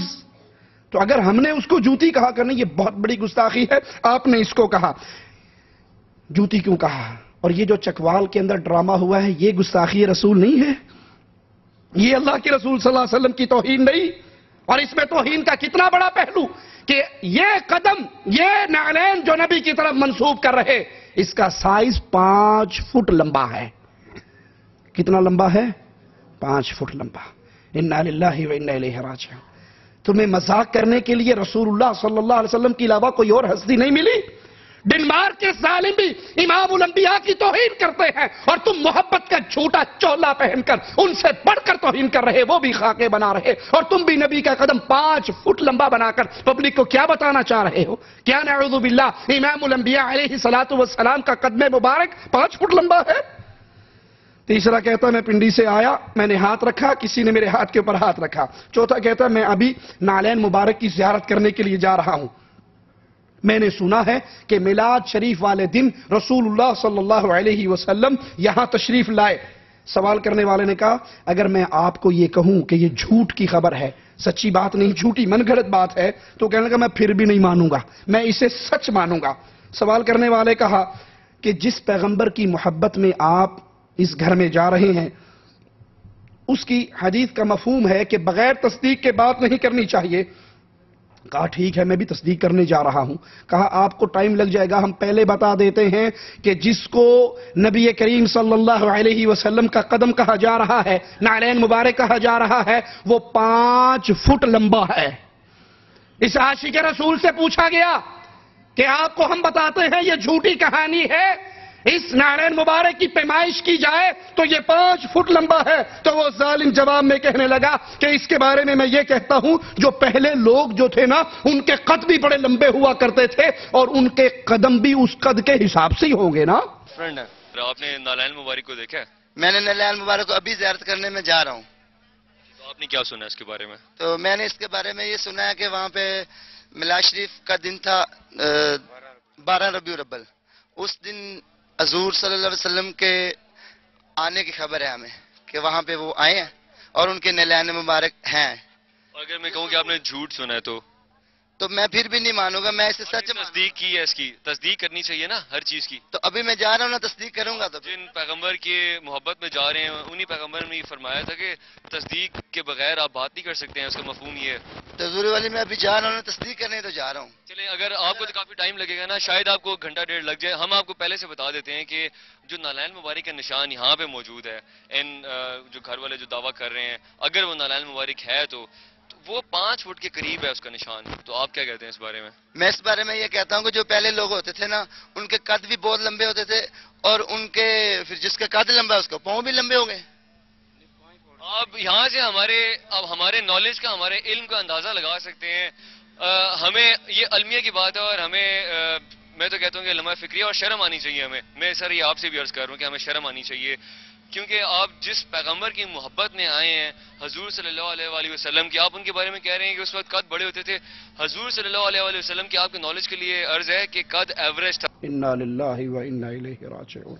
لا حول ولا قوت الا باللہ. اس سے بڑھ کر امام الانبیاء کی کیا توہین ہوگی؟ ان ظالموں نے اپنے ان جھوٹے مریدوں کو یہ جھوٹی کہانیاں تو سنا دی کہ آپ آج اس کے گھر میں تشریف لائے، کل اس کے گھر میں تشریف لائے، کل ملتان کے الیاس قادری کے اجتماع میں تشریف لائے، اس سے پہلے کراچی میں طاہر القادری کے بعد تشریف لائے، کبھی دارالعلوم دیوبند میں تشریف لے کر آئے، کبھی فیصل آباد میں اپنے عصا کے ساتھ تشریف لائے، لیکن یہ اپنے ان جاہل مریدوں کو امام الانبیاء کی نہ صورت بتا سکے نہ سیرت بتا سکے. کہا پہلے لوگ بڑے لمبے لمبے ہوا کرتے تھے، ان کے قد بھی اسی حساب سے ان کا پاؤں بھی لمبا ہوگا. اے کاش اہل توحید پر گستاخی رسالت کا پرچہ کروانے والوں، اہل الحدیث کو گستاخ رسول کہنے والوں، ان کے علماء کے قتل کے فتوے دینے والوں، تم سے بڑھ کر گستاخ اور کون ہے؟ تمہارے مریدوں کو یہ بھی نہیں پتا میرے نبی کا قد کتنا تھا؟ اے کاش اہل توحید کے ذمہ داران کی غیرت اس موقع پر جاگتی اور ان گستاخوں کے سامنے پہاڑ بن کر کھڑے ہوتے، ان مجرموں کو ان کے انجام تک پہنچانے کے لیے میدان عمل میں آتے. لیکن ان کو تو فکر نہیں ہے، ان کو غم اور ہم نہیں ہے. جس طرح چاہے کوئی اللہ کے نبی صلی اللہ علیہ وسلم کا مذاق اڑاتا پھرے، ان کی توہین کرتا پھرے. برا ہو علماء سو کا جنہوں نے اپنے مریدوں کو نہ نبی کی صورت بتائی ہے نہ نبی کی سیرت بتائی ہے. ان کو نعتیں یاد کروا دی، آگے آگے تاج والے دم بدم پڑھو درود، حضرت بھی ہیں یہاں موجود. آئیے ہم آپ کو امام الانبیاء علیہ الصلوۃ والسلام کا مبارک قد بتاتے ہیں. ترمذی میں ہے سیدنا علی رضی اللہ عنہ وارضاہ کا فرمان، کہتے ہیں اللہ کے نبی نہ طویل قد تھے اور نہ پستہ قد تھے. نہ آپ کا قد بہت لمبا تھا نہ آپ کا قد بہت چھوٹا تھا. آپ کی ہتھیلیاں اور پاؤں کے تلوے مبارک گوشت سے پر تھے. آپ کا سر مبارک بڑا، ہڈیوں کی جوڑ کشادہ، سینے سے ناف تک باریک بال. میں نے آپ سے پہلے اور آپ کے بعد آپ جیسا حسین کوئی اور نہیں دیکھا تھا. آپ سے پہلے اور آپ کے بعد آپ جیسے حسین کو میں نے نہیں دیکھا. مگر افسوس کلمہ گو انسان نے نبی کریم صلی اللہ علیہ وسلم کے پیارے نام کو، مبارک نام کو پیٹ بھرنے کا ذریعہ بنا کر نالین مبارک کا یہ جھوٹا ڈرامہ رچا دیا. اس کی تصویریں بنا بنا کر تھراپی کے اس گاؤں میں اس کی تصویریں بک رہی، اور وہ راتوں رات لکھپتی ہو گیا تصویر بیچنے والا. گاڑی پر اس نے تصویریں رکھی ہوئی اور وہ بچوں کو سپلائی کر رہا. بچوں سے پوچھا آپ نے یہ تصویر کہاں سے لی؟ کہتا وہ انکل گاڑی والے بیچ رہے ہیں، وہ ہمیں دیتے ہیں. کہا کتنے کی؟ کہا وہ ہمیں 15 کی دیتے ہیں اور ہم آگے اس کو 20 کی بیچتے ہیں. اس نے کہا جی بالکل یہ میرا کاروبار ہے، میں تصویریں بناتا ہوں، 15 کی ان بچوں کو دیتا ہوں، یہ 20 کی آگے سیل کرتے ہیں، 5 روپے ان کے ہوتے ہیں اور 15 روپے میرے ہوتے ہیں. اب یہ تصویریں کہاں سے لے کے آئے ہیں آپ؟ یہ جو گھر ہے جہاں پہ یہ کہا جا رہا ہے واقعہ پیش آیا ہے، آپ ان کے رشتہ دار ہیں؟ نہیں، ہم اسی گاؤں کے رہنے والے ہیں. یہاں ہمیں پتہ چلا ہے جیسے کہ نماز دن تک کے 10-15 منٹ پہلے، مغرب نماز تو 10-15 منٹ پہلے ادھر واقع ہے. ایک بچہ لائٹ. آپ کب لائے یہ تصویر؟ کہاں سے لائے تصویر؟ ہم ادھر سے لیتے ہیں، 15 روپے کی لیتے ہیں اور 20 روپے کی خرید. آپ جب تصویر بناتے ہیں فوٹو سے تو وہ آپ سے پیسے لیتے ہیں؟ جی پیسے لیتے ہیں. کیسے ہیں سر آپ؟ اللہ کا شکر. یہ تصویر آپ بیچ رہے ہیں؟ جی بھائی یہ ہم بچوں کو پرچیز کر رہے ہیں، بچے آگے سیل کر رہے ہیں. بچے آپ سے پرچیز کر رہے ہیں، آپ بچوں کو سیل کر رہے ہیں؟ جی. آپ کتنے کی بیچ رہے ہیں؟ بھائی جان یہ ہم 15 کے حساب سے دے رہے ہیں بچوں کو، بچے آگے 20 کی بیچتے ہیں. اچھا 15 روپے کی یہ پر تصویر؟ اس کی قیمت کوئی نہیں بھائی جان، یہ ہدیتاً چیز ہے. جو بیچ رہے کیوں ہے؟ بیچ نہیں رہے ہم، جو دیتا ہے دے دیتا ہے، جس کے پاس نہیں ہے تو وہ ایسے کوئی خوشی سے لے کے جاتا ہے، بے شک لے جائے، خود دیکھے آگے دیتے ہیں. 15 روپے میں ان کو بیچ رہے ہیں نا؟ جی بھائی جان ہم 5 روپے ان کو ہدیتاً اگر جو چیز ہمیں ملتی ہے جو بھی ان کو 15 روپے کی ایک بیچ رہے ہیں. پکچر کے حساب سے 5 روپے کمیشن دے دیتے ہیں. یہ آپ کے کیا لگتے ہیں؟ امیر صاحب نہیں لگتے، دوست ہیں بس. دوست ہیں آپ کے؟ دوست ہیں جی. تو یہ ان کو پتہ ہے کہ آپ نے یہ تصاویر جو بنائی ہیں یا آپ بیچ رہے ہیں؟ جی ان کو پتہ ہے. تو اس کی جو ارننگ ہے، آمدنی ہے، وہ ساری آپ کے پاس آ رہی ہے؟ جن کے پاس بھی جاری پاس آ رہی ہے، ان کا اس میں کوئی تعلق نہیں ہے، یہ ہمارا اپنا۔ ویسے آپ کیا کرتے ہیں؟ سر ہمارا یہی فوٹوز کا کام ہے۔ فوٹو شاپ ہے؟ فوٹو شاپ ہے ہماری، فوٹو اسٹوڈیو؟ جی فوٹو اسٹوڈیو۔ یہ جو تصویر جس کے بارے میں ابھی میں انصاف سے بات کر رہا تھا، جب ہم نے بچے سے بات کی تو اس نے بتایا کہ یہ گاڑی ہے جو کہ ہمیں یہ تصاویر بیچ رہی ہے 15 روپے فی تصویر، اور جو چھوٹے بچے ہیں وہ 20 روپے کی آگے سیل آؤٹ کر رہے ہیں۔ یہ کاروبار تصویروں کا کتنا چلا، اب اس واقعے سے اندازہ لگائیے۔ ایک ٹھیکیداری چھوڑ کے تصویروں کا سٹال لگا کے بیٹھ گیا۔ اس سے انٹرویو کرنے والے نے پوچھا آپ پہلے کیا کام کرتے تھے؟ کہا جی میں بلدیے میں ٹھیکیدار تھا۔ کہا پھر آپ نے یہ کام کیوں شروع کیا؟ کہا یہاں ایک آدمی تھا وہ 50 روپے کی بیچ رہا تھا، میں نے کہا یہ تو بہت ظلم ہے، میں 25 کی بیچتا ہوں۔ ٹھیکیداری چھوڑ کے میں نے تصویریں بیچنے میں ظلم تھوڑا کر دیا، وہ 50 کا زیادہ ظلم کرتا تھا، میں 25 پہ تھوڑا ظلم کر رہا ہوں۔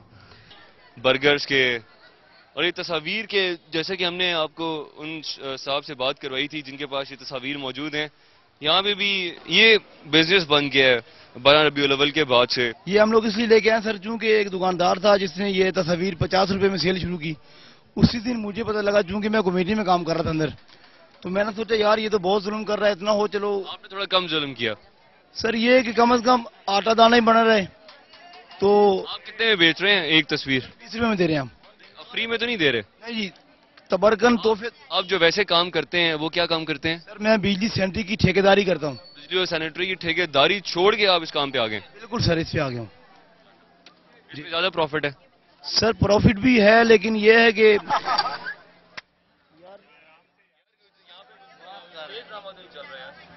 سر پروفٹ تو ایک طرف ہے، لیکن یہ سر اسلامی کام ہو رہا ہے، ادھر نور کی باتیں چل رہی ہیں، لوگوں سے سر خطاب ہوتا ہے۔ آپ مفت میں دینا سر مفت جو بھائی مت کریں سر، جو حضرات کہتے ہیں ہمیں تحفہ دے، ہم سر دیتے ہیں۔ آپ کو چاہیے سر، آپ کو بھی پیش کرتے ہیں، یہ لیجئے۔ یہ سر اگر میں آپ سے کہوں یہ سارے تحفے دے دیں ان سب کو جو لینا چاہ رہے ہیں؟ میں دے دوں گا، کوئی ایسی بات نہیں، دے دوں گا۔ ابھی آپ دے دیں گے؟ چلیں جی، یہ صاحب فری میں دے رہے ہیں ساری سیڈیز۔ جس گھر کے اندر نالین مبارک کا یہ ڈرامہ رچایا گیا، وہاں اینٹیں رکھ کے باؤنڈری لگا دی گئی کہ جو آئے پہلے جوتے اتارے، درود و سلام پڑھے، باوضو ہو کر تشریف لائے، پھر اس کو نالین مبارک نظر آئے گا۔ اور اب دیکھتے ہیں جی اس نشان کو جس کے بارے میں، اچھا یہ جی درود شریف پڑھو، باوضو ہو کیا انشاءاللہ نظر آ جائے گا۔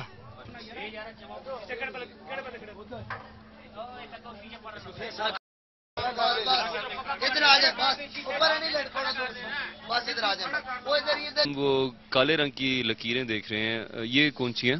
یہ کولے سے عورتوں نے نشان لگایا ہے۔ یہ جی جس کے بارے میں کہا جا رہا ہے نالین مبارک ہے، اور جو کہ مختلف علاقوں سے ہمارے ملک کے افراد آ رہے ہیں، اس کو دیکھ رہے ہیں۔ سے لو، گھر والوں سے لو بھائی۔ اچھا آپ ان کے رشتہ دار نہیں ہیں؟ رشتہ دار ضرور ہیں، لیکن ڈپٹی دے رہے ہیں بس۔ چلو بھائی۔ حالانکہ امام الانبیاء علیہ الصلوۃ والسلام نماز پڑھا رہے، آپ نے سلام پھیرا، دوران نماز آپ نے اپنی جوتیاں اتار دی تھی۔ سلام پھیرا، دیکھا تو سب صحابہ نے اتار دی۔ آپ نے کہا میرے صحابہ تم نے اپنی جوتیاں کیوں اتاری؟ کہا یا رسول اللہ صلی اللہ علیہ وسلم ہم نے آپ کو دیکھا۔ کہا مجھے تو جبرائیل نے آ کر ابھی خبر دی کہ آپ کی جوتی کے نیچے گندگی لگی ہے، مجھے تو جبرائیل نے خبر دی کہ آپ کی جوتی کے نیچے گندگی لگی ہے، میں نے اس لیے اس کو دوران نماز اتار دیا۔ صحابہ نے کہا اللہ کے نبی علیہ الصلوۃ والسلام ہمارے لیے اتنا ہی کافی ہے کہ ہمارے آقا نے اتار دی۔ اللہ کے نبی علیہ الصلوۃ والسلام نے فرمایا جب نماز کے لیے آؤ اپنی جوتیوں کو زمین پہ مٹی پہ رگڑ لیا کرو، اگر کہیں گندگی لگی ہو تو اس مٹی پہ رگڑنے سے صاف ہو جائے گی۔ لیکن یہاں جھوٹا ڈرامہ جو رچایا گیا نالین کا، اس کے لیے کہتے ہیں وضو کر کے آؤ، درود و سلام پڑھتے ہوئے آؤ تو پھر آپ کو نظر آئے گا، اگر وضو نہیں کرو گے، درود و سلام نہیں پڑھو گے تو نظر نہیں آئے گا۔ اسی گاؤں کا، تنویر اطاری کے اس دھرابی گاؤں کا ایک شخص اس جھوٹے ڈرامے کی خبر دیتا ہے، ذرا سنیے۔ کہتے ہیں پہلی رات جب میں اس کو دیکھنے گیا نالین مبارک کو، نہ اس میں خوشبو تھی نہ اس میں روشنی تھی اور اس پہ کچھ نہیں لکھا ہوا تھا۔ تیسرے دن جب میں اس کو دیکھنے گیا تو اس نالین مبارک کے نقش کے اندر اللہ اور محمد لکھا ہوا تھا، انا للہ و انا الیہ راجعون، لا حول ولا قوة الا باللہ، استغفر اللہ ربی من کل ذنب۔ آپ نے اکثر دیکھا ہوگا یہ 12 ربیع الاول کو نالین کا نقش لے کے گھومنے والے جھنڈوں پر اوپر لکھا ہوتا ہے الصلاۃ والسلام علیک یا رسول اللہ، اور نیچے وہ نقش بنا ہوا ہوتا ہے. کہا میں نے ان سے کہا میرا ضمیر گوارا نہیں کرتا، یہ تم نے باریک سا اللہ محمد لکھا ہے. تو جب میں نے اس پہ اعتراض کیا، اگلے دن جب دیکھنے گیا تو وہ نہیں لکھا ہوا تھا، مٹا دیا گیا. میں نے کہا یہاں کل تو لکھا ہوا تھا اللہ محمد، آج کہاں گیا؟ کہا غائبانہ آیا تھا، غائبانہ چلا گیا، ہمیں کیا پتا. جو بات کہی جا رہی ہے کہ اس کے آس پڑوس میں زیادہ تر افراد کی تعداد مختلف مسلک سے ہے، یہ غلط ہے کیونکہ آپ اس کے کزن ہیں. کزن وہاں پہ جو ہے ان کے اپنے مسلک کے لوگ رہتے ہیں، ٹھیک ہے، باقی وہاں وہاں کا کوئی آدمی نہیں رہتا، ٹھیک ہے، نہ اہل تشیع ہے، جبکہ وہ خود اطاری ہیں، وہی وہاں رہتے ہیں. باقی اس کے بعد جو 3 دن گزرے ہیں نا، ہم 3 دن وہاں گئے ہیں، اس کے بعد تو ہم گئے نہیں ہیں. 3 دن تک ہم دیکھتے رہے ہیں. 3 دن کے بعد اس کے بیچ میں اللہ اور محمد لکھا گیا ہے. اللہ اور محمد نالین مبارک کے ساتھ زمین پہ بالکل آپ نے خود سے دیکھا ہے؟ ہم نے خود دیکھا ہے. میرے ساتھ ایک لڑکا افتخار بھی ادھر بیٹھا ہوا، اس نے بھی دیکھا ہے. اس کے اندر اللہ اور محمد لکھا ہوا تھا. وہ افتخار صاحب بھی آئیں گے آگے، یہاں پہ ہیں، تھوڑا سا آگے آئیے گا جی. تو وہ بل کا جو ہے نا بریک لکھا ہوا تھا، سینٹر کے اندر اللہ اور محمد کا نام لکھا ہوا تھا. جب میں نے یہ اپنے ان سے کہا کہ یار یہ تو غلط ہے، میں نے کہا جب حضور صلی اللہ علیہ وسلم کا پاؤں مبارک دنیا پہ آیا تھا، وہ جو پہاڑ کے اوپر ہے، کتور کے پہاڑ ہے غالباً وہی ہوگا، تو اس پہ اللہ اور اللہ کا محمد نام نہیں آیا، تو اس جگہ پہ آ سکتا ہے. میرا تو یہ ضمیر گوارا نہیں کرتا. اس کے اگلے دن جو ہے اللہ اور اللہ کے محمد کا نام وہاں سے ختم ہو گیا ہے. جب ہمیں نے ان سے پوچھا، وہ کہتے ہیں یہ گبینہ ہے اور گبینہ غائب ہو گیا ہے. آپ خود اندازہ لگائیں کہ ایک چیز گبینہ آتی ہے اور گبینہ غائب ہو جاتی ہے، وہ بھی 3 دن کے بعد. اگر وہ نلین پہلے ہی آتا تو اس کے ساتھ لکھا ہوا ہوتا نا. جب آپ نے پہلی رات کو دیکھا وہاں پہ یا اللہ یا محمد نہیں لکھا ہوا تھا، بالکل نہیں لکھا ہوا تھا. دوسرے تیسرے دن لکھا گیا. بالکل. پھر آپ نے جب ان کو منع کیا، اعتراض کیا، انہوں نے مٹا دیا. بالکل. کہہ کہ خود سے غائب ہو گیا. کہ باہر سے کئی لوگ آئے ہیں، عورتیں آئی ہیں، بچے آئے ہیں، انہوں نے بھی ان کے آگے سوال کیا کہ سر یہ ہمیں مٹی دکھائیں. انہوں نے خوشبو لی، خوشبو آئی نہیں مٹی کی. پھر انہوں نے ان کے آگے کوشچن کیے کہ یہاں اللہ اور محمد کا نام لکھا ہوا ہے، ہمارے جو رشتہ دار ہیں وہ دیکھ کر گئے ہیں، آج نہیں لکھا ہوا. تو وہ کہتے ہیں آپ غور سے دیکھیں آپ کو نظر آئے گا. تو انہوں نے آگے سے جواب دیا ہم غور سے ہی دیکھ رہے ہیں، ہمیں تو نظر نہیں آ رہا. تو پھر جو ہے ابھی تو کچھ دن تک وہ نلین کہتے رہے ہیں. اب بھی اس کے بعد انہوں نے کہا کہ یہ نلین بھی نہیں ہے، یہ شبی ہے. جیسے غائبانہ آیا تھا ویسے غائبانہ چلا گیا. اسی گاؤں کا دوسرا شخص سید صفدر حسین شاہ، وہ اس کہانی کو بیان کرتے ہوئے کہتا ہے سوموار والے دن جب میں آیا، میں نے اس نالین کو دیکھا تو اس پر اللہ اور محمد لکھا ہوا. میں شدت جذبات میں اللہ کے قرآن کو میں نے اپنے سینے سے لگایا اور میرے آنسو زمین پہ گر گئے کہ واہ اللہ، تیرے اور تیرے رسول کی یہ توہین کہ قدم مبارک کے نشان کے اوپر اللہ اور محمد لکھا. لا الہ الا اللہ محمد الرسول اللہ. میرا نام سید صفدر حسین شاہ ہے. سوموار والا دن جب آیا تو ان نے اللہ اور محمد کا نام لکھا ہے. میں خود بریلوی جماعت کا ہوں، میری قوم سید ہے، میں سید گھرانے سے تعلق رکھتا ہوں. میں 12 ربیع اول، یہ میرے ہمسائے ہیں، کوئی دشمن نہیں، یہ ہمسائے بہن بھائی ہوتے ہیں. میں ان کے ساتھ دن میں پورے دن رہا ہوں، لیکن جب میں نے سوموار والے دن اللہ اور محمد کا نام دیکھا تو پھر مجھے افسوس ہوا. وہ دکھا رہا تھا دیکھو وہ اللہ نظر آ رہا ہے، دیکھو یہ محمد نظر آ رہا ہے. بھائی جان میں مسلمان ہوں، میں اس نبی کی امت سے ہوں، لیکن جب میں نے اللہ اور محمد کا نام دیکھا تو میرے آنسو بھی گر گئے ہیں. میں نے اپنے گھر میں جب دیکھا تو میں اپنے قرآن کو خدا کی قسم سے میں نے اپنے گلے میں چوب کر سینے سے لگایا کہ وہاں میرے مالک تمہاری یہ توہین ہو رہی ہے، کیا میرے محمد کی توہین ہو رہی ہے؟ کیا میں بھی مسلمان ہوں؟ میں مسلمانوں کے گھر میں پیدا ہوں، لیکن نہیں، یہ مجھے اگر جنگ بھی کرنی پڑی تو میں اپنے محمد اور اللہ کے ساتھ پیچھے ضرور کروں گا. انا للہ و انا الیہ راجعون. ارے اگر کسی کی جوتی پر اس کا نام یا اس کے باپ کا نام لکھ دیا جائے، یہ توہین ہوگی یا عزت ہوگی؟ تم سے بڑھ کر رسول اللہ کا گستاخ اور کون ہوگا؟ تم جو مان بھی لیا جائے کہ یہ نالین نبی کے ہیں، مان بھی لیا جائے یہ نقش نبی کے نال کا نقش ہے، اس پر اللہ اور محمد لکھ کر کیا تم اللہ اور رسول سے دشمن نہیں کر رہے؟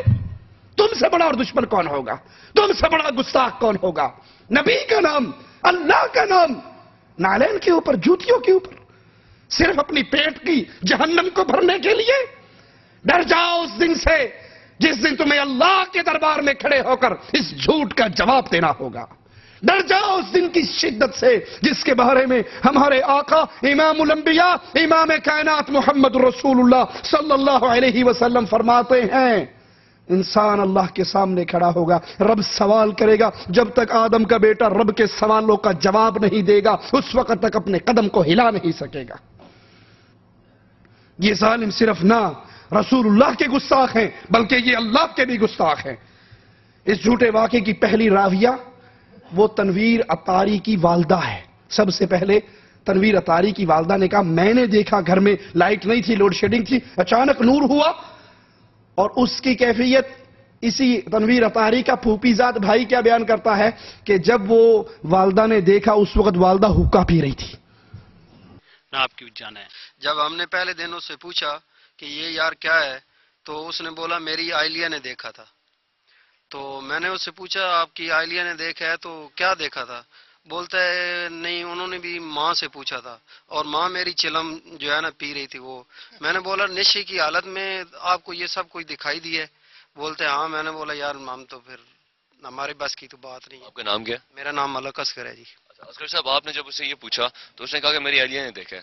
جب اہلیہ کی بات کی گئی تو اس نے کہا کہ اہلیہ نے خود سے نہیں دیکھا، اہلیہ کو میری ماں نے یعنی کہ اس کی بیوی کو اس کی ساس نے بتایا، اور اس ٹائم اس کی جو ماں تھی تنویر کی وہ حقہ پی رہی تھی۔ جی بالکل وہ حقہ پی رہی تھی۔ وہ بول رہا تھا، میں نے پوچھا، میں نے بولا یار یہ تو کوئی چیز نہیں ہے، یہ تو نشاور چیز ہے۔ تو اس وقت اس نے کیا دیکھا؟ تو بولتی ہے کہ ہم نے یہاں نور دیکھا۔ جب ہم وہاں گئے تو وہاں کچھ بھی۔ ماشاءاللہ ماشاءاللہ، حقہ پیتے ہوئے اس کو زیارت ہو گئی۔ ارے نبی کی زندگی کے اندر اگر کوئی لہسن اور پیاز کچا کھا کر مسجد میں آ جاتا تو اس کو نکال کر بقیع قبرستان کے پاس چھوڑ کر آیا جاتا، اور اس حقہ کے گڑ گڑ گڑ گڑ کرتی ہوئی کو نظر آ گیا کہ اللہ کے نبی تشریف لائے اور یہاں پر قدم لگا اور پھر آپ واپس بھی چلے گئے۔ لا حول ولا قوت الا باللہ، انا للہ وانا الیہ راجعون۔ اس کہانی کے جھوٹے ہونے کی خبر تنویر عطاری کے دوست اکبر سے سنیے۔ وہ کہتا ہے جب یہ واقعہ ہوا 5 منٹ کے بعد میں اس کے گھر پہنچ گیا تو میں یہ کہنے لگا کہ ادھر روشنی ہوئی اور اچانک نینین مبارک بن گیا۔ کہتا ہے مجھے نہ روشنی نظر آئی نہ مجھے خوشبو نظر آئی۔ میں نے اس کے بھائی جاوید سے پوچھا کہ ایک بات سچی سچی بتاؤ، مجھے لگتا ہے تم نے یہاں کوئی حلوے کی دیگ پکائی تھی۔ اس نے کہا ہاں یہاں چولہا تھا حلوے کی دیگ کا، کیونکہ حلوے کی دیگ کا چولہا گول ہوتا ہے۔ کہا یہاں چولہا تھا حلوے کی دیگ کا۔ تو کہتا میں اس نالین کے پاس زمین پہ بیٹھ کے جب میں نے غور سے دیکھا تو وہ لکیریں دیکھ کر مجھے 100% یقین ہو گیا کہ یہاں حلوے کی دیگ پکی ہے اور اس کا انہوں نے یہ جھوٹا نالین کا ڈرامہ رچایا ہے۔ کہ میں نے تنویر کی والدہ سے کہا کہ آپ یہ جھوٹا کیس ہے، یہاں پر حلوے کی دیگ پکی۔ تنویر عطاری کی بیوی نے کہا سچ کہتے ہو یہاں واقعی حلوے کی دیگ پکی۔ اس کی والدہ نے کہا جاؤ میرے بیٹے کو سمجھاؤ۔ کہ صبح 7:30 بجے میں نے تنویر عطاری کا دروازہ کمرے کا بجایا، وہ اندر سے آنکھیں ملتا ہوا باہر آیا۔ میں نے کہا تم یہ دعویٰ کرتے ہو کہ نبی میرے گھر میں آئے، فجر کی نماز تم پڑھتے نہیں ہو، سوتے رہتے ہو، 7:30 بجے تمہیں میں اٹھا رہا ہوں، نبی کیسے تمہارے گھر میں آئے؟ یہ تو یہاں تم نے حلوے کی دیگ پکائی ہے۔ تمہارا بھائی جاوید بھی تسلیم کر رہا، اس کے والد نے بھی کہا کہ تم نے اختر کی شادی پر یہاں حلوے کی دیگ پکائی تھی، یہ اس کے چولہے کا نشان ہے۔ کہا بیٹا میں بکریے چرا کے اپنا پیٹ پالتا رہا، تمہیں درزی پونے کا کام آتا ہے وہی کام کرو، اس مشغلے کو رہنے دو۔ تو وہ کہنے لگا اپنے دوست اکبر سے کہ اب اس کو ختم کیسے کریں، اس ڈرامے کا اینڈ کیا کریں؟ کہا ابھی باہر لوگ پبلک کھڑی ہے اس کی زیارت کرنے کے لیے، تو اگر زیارت نہ کروائیں گے تو اہل سنت والجماعت کی توہین ہوگی، ابھی زیارت کرواؤ اور رات کو جب لوگ کوئی نہیں ہوں گے تو 2 بالٹی پانی ڈال دینا، غائب ہو جائے گا۔ ایک جھوٹ تم نے پہلے بولا تھا کہ یہ نبی صلی اللہ علیہ وسلم کا نقش مبارک ہے، اور ایک جھوٹ دوبارہ بول دینا کہ غائبانہ آیا تھا، غائبانہ واپس چلا گیا۔ اس نے کہا بالکل ٹھیک ہے رات کو یہی کریں گے۔ کہا صبح میں نے اس کو فون کیا تو پتہ لگا کہ وہ بازار سے شیشہ لینے کے لیے گیا، اور اب ماشاءاللہ اس نالین کی پوری 4 دیواری کر کے اوپر شیشہ لگا دیا گیا، بہترین فیکٹری گھر میں ہی کھل گئی، 7 نسلیں کھائیں گی یہاں سے آنے والے چندے کو۔ میرے ساتھ اس ٹائم خان اکبر صاحب بیٹھے ہوئے ہیں جو کہ تنویر کے دوست ہیں۔ یہ بھی تنویر کے گھر گئے اور اسی واقعے کے حوالے سے انہوں نے ڈسکشن کی تنویر کی فیملی سے اور تنویر سے بھی۔ ان سے بات چیت کرتے ہیں، ان سے پوچھتے ہیں کہ انہوں نے کیا ڈسکس کیا اس کی فیملی سے اور تنویر سے۔ کیسے ہیں اکبر صاحب؟ جی ٹھیک ہوں سر۔ آپ دوست ہیں تنویر کے؟ جی میں جس وقت یہ اس کے گھر میں یہ شور مچا بھائی یہ اس کے گھر نالین مبارک بن گیا ہے تو میں بھی اپنے گھر سے دوڑ کر ان کے گھر پہنچ گیا۔ 5 منٹ کے بعد میں بھی ادھر پہنچا ہوں تو ادھر کافی ہجوم تھا۔ مجھ سے پہلے تقریباً 10-12 آدمی تھے، میں نے ان کو پوچھا ایک جگہ اپنے ویڑے میں یہ کٹے تھے ادھر کیا ہو گیا، ادھر بہت روشنی ہوئی ہے جی، یہ ادھر نلین پاک بن گیا ہے. مجھے تو ادھر کوئی روشنی نہیں نظر آئی. میں اس وقت اس کے بعد گھر چلا گیا، رات کو سوچتا رہا بھائی یار یہ اس طرح کیسا ہو گیا، یہ کس طرح ہو سکتا ہے. جس وقت صبح پھر آ گیا، اس کے دوسرے بھائی سے بات کی، بھائی یار ہو سکتا ہے. کس بھائی سے؟ نام کیا؟ اس کے بھائی کا نام جاوید ہے.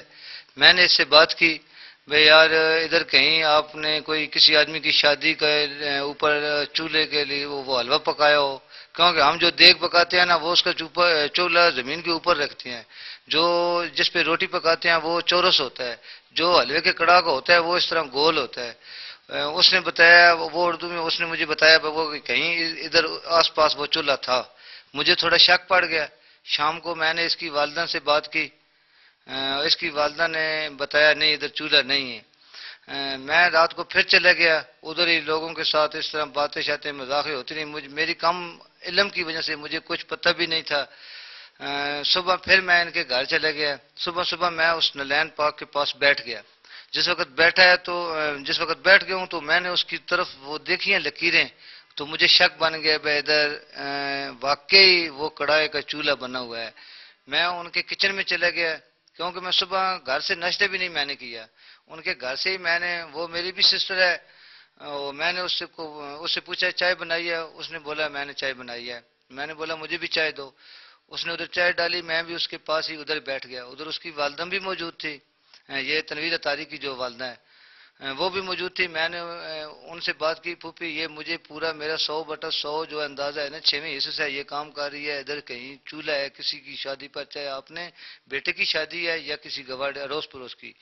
تو وہ جو سسٹر ہے نا ہماری، وہ میرے دوست کی جو بیوی تھی، اس نے بتایا بھائی ادھر واقعی امی جو بھائی بات کر رہے ہیں وہ ٹھیک ہے. اس نے اس طرح کیا بھائی، مجھے بولتی ہے بھائی آپ میرے تنویر اطاری کو بھی بتائیں بھئی یہ سرو سر ڈرامہ ہے، کیونکہ ابھی تم کو سسٹر نے بتا دی. تنویر کی ماں نے کہا کہ میرے بیٹے کو بتائیں کہ یہ ڈرامہ ہے.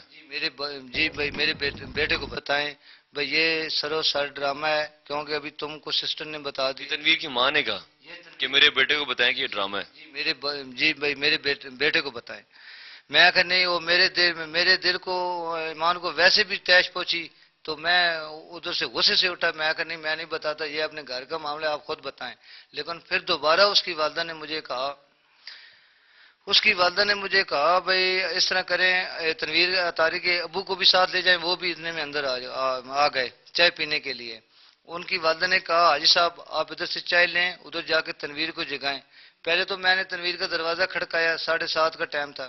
میں نے تنویر کو بتایا یار آپ کے گھر یہ تو آپ نلین تصور کرتے ہیں، آپ صبح کی نماز بھی نہیں ادا کرتے. اس کے اوپر غصہ کیا، وہ آنکھیں ملتے اٹھا بولتا ہے کیا بات ہے. میں کہا یار یہ دوسرے کمرے میں آئے، کیونکہ اس کمرے میں اس کی بیوی بھی سوئی ہوئی تھی، وہ دوسرے کمرے میں اس کا بھائی تھا، اس کو اندر لے گئے ہیں. جس وقت وہ اندر چارپائی پہ بیٹھا ہے تو میں اور تنویر اطاری ایک چارپائی پہ تھے، اور سامنے والی چارپائی پہ اس کے والد صاحب اور اس کا بھائی تھا. تنویر بولتا ہے بھائی کیا وجہ ہے آپ نے مجھے صبح اٹھا دی ہے. میں نے اس کو بولا بھائی یہ وجہ آپ کو چاچا جان بتاتے ہیں، آپ کو ابو جان. تو یہ جو میں بات کر رہا ہوں نا، یہ بالکل یہ سمجھے بھائی میں اپنا یہ قرآن کے اوپر ہاتھ رکھ کے یہ تمہیں بات بتا رہا ہوں. میری ان سے کوئی دعوت نہیں تھی، ان کے گھر کھاتا پیتا تھا. تو میں نے بولا چاچو جان آپ تنویر کو بتائیں، آگے میں ڈسکس کروں گا. تو تنویر نے بتایا، وہ چاچا عبدل نے بتایا تنویر بچے یہ جو آپ کی سیما بہن کہہ رہی ہے بھئی ادھر اختر کی شادی پر یہ ان لوگوں نے حلوہ پکایا اور یہ چولہا تھا. بس کیا جو کچھ ہو گیا ہے، میں غریب آدمی ہوں، بکریاں چگا کر اپنا ٹائم پاس کرتا ہوں، اور آپ ابھی آئے ہیں درزیوں کا کام کرتے ہیں. آپ اس طرح کریں، یہ اس مشکلے کو رہنے دیں، ابھی آپ درزیوں کا کام کریں. جس وقت تنویر کے ساتھ میں نے سب بات چیت کی تو تنویر مجھ سے مشورہ لیتے ہیں اب اس کا کیا کرنا چاہیے. ٹائم تقریباً 8 ہو گئے اس ڈسکس میں اور باہر آدمی نلین مبارک دیکھنے والے آ رہے تھے. ہم آہستہ آہستہ بات کر رہے تھے تاکہ ان کو بھی اس کا ہمارا راز نہ کھلے اہل سنت والجماعت کا. تو تنویر اطاری نے پوچھا یار ابھی یہ چولہا تو ہے، اس کا آگے سے کیا کرنا ہے.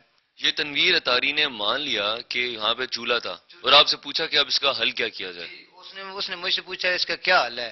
میں نے اس کو اپنے شارٹ الفاظ میں فوراً جواب دیا بھائی اس کا حل یہی ہے کہ ابھی باہر آدمی آئے ہوئے ہیں, یہ سب اہل سنت والجماعت کی بےزتی ہے. آپ اس طرح کریں, آج لوگوں کو یہ نلین مبارک دکھائیں اور رات کو 12 بجے ادھر کوئی آدمی بھی نہیں ہوگا, آپ اس کے اوپر 2 بالٹی پانی کی ڈال دیں. جس وقت آپ اس کے اوپر 2 بالٹی پانی کی ڈال دیں گے تو صبح جس وقت آپ اٹھیں گے لوگ آئیں گے تو لوگوں کو آپ بتائیں گے پہلے ایک دفعہ آپ نے کوڑ چلایا نا جھوٹ, یہ بغیر پروں کے پرواز کی ہے بھائی ادھر نلین مبارک بن گئے. تو صبح ایک الفاظ بتانا یار ادھر پانی آ گیا رات کو, تو یہ خود بخود ہی جو ہے نا یہ نلین بنا تھا ابھی ختم ہو گیا. ایسا نہیں کیا اس نے؟ نہیں, اس نے مجھے بولا کہ ہم انشاءاللہ تعالی اس طرح کریں گے. مان گیا, تنویر مان گیا. تنویر مان گیا بھائی ہم اس طرح کریں گے. ایک دوست کو فون کیا ہے یار تنویر تو ابھی نہیں آیا, وہ بولتا ہے یار تنویر تو تقریباً 3 بجے آ گیا, وہ نلین پا کے اوپر شیشہ لے کر آ گیا, اس کو یہ پکا مضبوط بنانا جاتا ہے. میں نے اس کو 2 دفعہ فون کیا, بھائی اس کو فون پہ بتاتے ہیں آپ نے میرے ساتھ کیا بات کیا, یہ تو سروسار تو انہیں رسالت ہے, لیکن اس نے میری بات نہ مانی. میں نے اس کو 2 دفعہ فون کیا, اس نے میرا فون بھی نہیں اٹھایا. تنویر اطاری کے گھر سے 5 گھر دور, تنویر اطاری کے گھر سے 5 گھر دور ایک اور رہائشی ہے جس کا نام ہے بشیر, اس کے گھر کے اندر بھی بالکل جیسا نقش تنویر اطاری کے گھر میں ہے سیم وہی نقش 5 گھر دور بشیر کے گھر میں ہے. تو اس سے جا کر پوچھا گیا کہ یہ نقش کیسا ہے, یہ تو سیم ویسا ہی نقش ہے جیسا تنویر اطاری کے گھر میں. کہا حقیقت بات ہے, ہم نے یہاں پر ایک حلوے کی دیگ پکائی تھی, اس کے بعد چولہا ہم نے مٹی ڈال دی بند کر دی, پورے سال بارش نہیں ہوئی, اب بارش ہوئی ہے تو چونکہ یہ جگہ کھودی گئی تھی بارش پڑنے سے وہ تھوڑی سی باقی جگہ سے نیچے ہو گئی اور یہ نشان واضح ہو گیا. انہوں نے ڈرامہ رچایا ہے کہ یہ نالین مبارک ہے, لیکن میں مسلمان ہوں, میں جھوٹ نہیں بول سکتا, یہ کوئی نالین نہیں ہے, یہ دیکھ کے چولہے کا نشان ہے. صاحب آپ اس گھر کے مالک ہیں؟ جی میں اس گھر کا مالک ہوں. اس وقت جو ہم دیکھ رہے ہیں یہ نشان, یہ تو ہم نے خود سے ہمارے سامنے آپ نے ریٹ ڈالی ہے, وہ اسی لیے کیونکہ یہ جگہ ساری گیلی ہوئی تھی, یہ صحیح طریقے سے واضح نہیں ہو رہا تھا. یہ بھی بالکل اسی طرح کا نشان ہے جو کہ تنویر کے گھر پہ ہے. تو یہ کیسے بنا ہے؟ یہ اس طرح بن گیا کہ میرے کزن ہے اس کی شادی تھی, تو ادھر حلوہ بنانے کے لیے چولہا کھدائی کیا تھا, تو اس کے بعد میں نے اس کو ختم کر دیا. ابھی بارش ہوئی ہے, بارش کی وجہ سے یہ نشان کلیئر ہو گیا. کتنا عرصہ پہلے یہاں پہ چولہا جلا تھا؟ یہ چولہا تقریباً بڑی عید کے میرے خیال ہے 10 دن پہلے. جی. اور بارش بالکل نہیں ہوئی اس علاقے میں؟ بارش ہوئی نہیں ہے, بالکل نہیں. اور یہ نشان اس کی وجہ سے؟ جی جی. آپ نے نشان دیکھا ہے جی, یہ بشیر صاحب کا گھر ہے, اور یہ جو آپ ریت ہم نے اس پہ خود سے پھینکی ہے, کیونکہ ایک تو رات کا ٹائم ہے, لائٹ بھی نہیں ہے, بجلی کے بغیر کیمرے کے ساتھ لائٹ ہے جس کی وجہ سے آپ کو یہ کچھ دکھائی دے رہا ہے, اور ریت اس وجہ سے ڈالی ہے کیونکہ وہ گیلی مٹی تھی اور اس میں کچھ ڈفرنس نظر نہیں آ رہا تھا, دکھائی نہیں دے رہا تھا. اور جو شیپ ہے وہ اس کی وہی ہے جو آلریڈی تھی, شیپ کو چینج نہیں کیا گیا. سائڈ پہ لائن لگائی گئی ہے تاکہ صحیح طریقے سے آویزاں ہو جائے اور پتہ چلے کہ اس کی شیپ کیا ہے. انا للہ و انا الیہ راجعون. یہ تمام عقیدے آپ تصویریں بھی اس کی 2 طرح کی تصویریں ہیں, ایک تصویر دوسری سے بالکل مختلف ہے, ایک صاف نظر آ رہی کہ ہاتھ سے بنائی گئی ہے باقاعدہ لکیریں لگا کر, اور دوسری تصویر عین موقع کی ہے, جتنا وہ دیگ کا کڑا ہوتا ہے اتنا وہ, اور جتنی لکڑیاں ڈالنے کی جگہ ہے اس کو اتنا بڑا نشان بنا دیا گیا. جیسے کہ ہم نے آپ کو ایک سٹال میں پہلے تصاویر دکھائی تھی, یہ ایک تصویر ہے اور یہ ساتھ والے سٹال پہ تصویر ہے. ان تصاویر میں آپ ڈفرنس دیکھ سکتے ہیں. جو میرے بائیں ہاتھ میں ہے یہ والی تصویر, اس میں آپ اس کی اس حصے کی وڈتھ دیکھ سکتے ہیں, اور اس دوسری تصویر میں آپ اس کے اوپر والے حصے کی وڈتھ دیکھ سکتے ہیں, ٹوٹلی ڈفرنٹ ہے. یہ تمام عقیدے قرآن و حدیث کے خلاف ہیں, توہین رسالت ہیں. یہ جھوٹ بولتے ہیں کبھی کہ طاہر القادری صاحب کے پاس کراچی میں آگے روٹی مانگی, ہوٹل مانگا, ٹکٹ مانگا, واپسی مدینہ جانے کے لیے بائی ایئر ٹکٹ مانگا. اور آقا گفتگو کا سلسلہ شروع فرماتے ہیں مجھے طاہر, میں اہل پاکستان کی دعوت پر اور یہاں کے دینی اداروں اور دینی جماعتوں اور علماء کی دعوت پر پاکستان آیا تھا.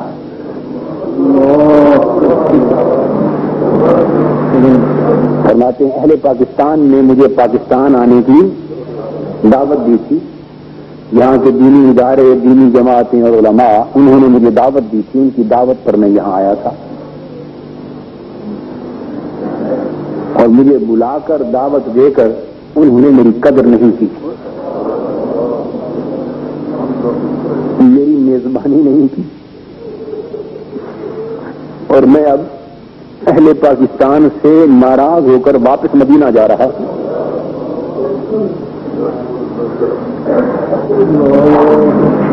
ان دینی اداروں سے، دینی جماعتوں سے، ان علماء سے، اہل پاکستان سے ناراض ہو کر دکھی ہو۔ آپ نے فرمایا انہوں نے مجھے بڑا دکھ دیا ہے، انہوں نے مجھے بڑا دکھ دیا ہے، دعوت سے بلایا ہے، میری میزبانی نہیں کی، یہاں تک فرمایا کہ بڑی تفصیلات بیان فرمائی، بڑی تفصیلات نہیں کی، کوئی اہتمام نہیں کیا، میزبانی نہیں کی، اور مجھے بڑا دکھ پہنچایا۔ میں اب دکھی ہو کر میں نے فیصلہ کر لیا ہے کہ میں اب پاکستان چھوڑ کے واپس جا رہا ہوں، اس لیے میں لوگوں سے نہیں ملا، میں اب پاکستان چھوڑ کے واپس جا رہا ہوں۔ بس میں یہ بات سن کر حضور علیہ الصلوۃ والسلام کے قدموں پہ گر جاتا ہوں، قدمین شریفین پکڑ لیتا ہوں، سمٹ جاتا ہوں، چومتا ہوں، روتا ہوں، چیختا ہوں، ہاتھ جوڑتا ہوں، عرض کرتا ہوں آقا خدا کے لیے فیصلہ بدل لیجیے اور پاکستان چھوڑ کے نہ جائیے۔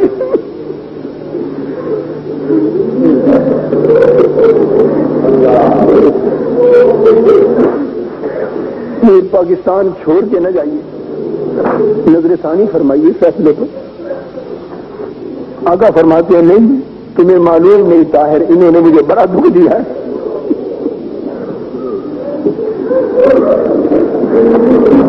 بار بار ایسا فرماتے ہیں کہ مجھے انہوں نے دعوت دی تھی، انہوں نے ان کی دعوت پر آیا تھا اور بلا کر میری عزت نہیں کی، فرماتے ہیں بلا کر میری عزت نہیں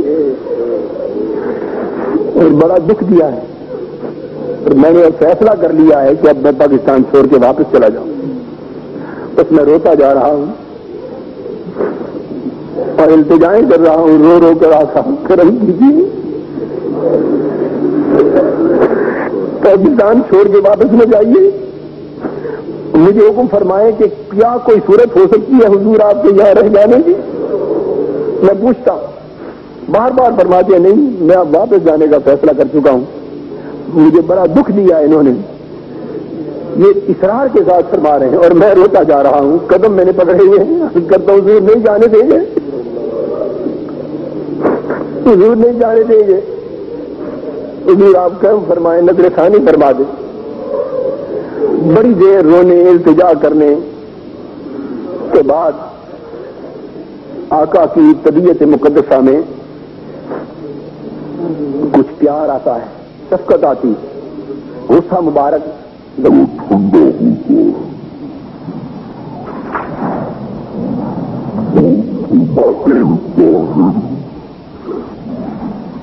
اگر مزید پاکستان میں مجھے ٹھہرانا چاہتے ہو تو اس کی صرف ایک شرط،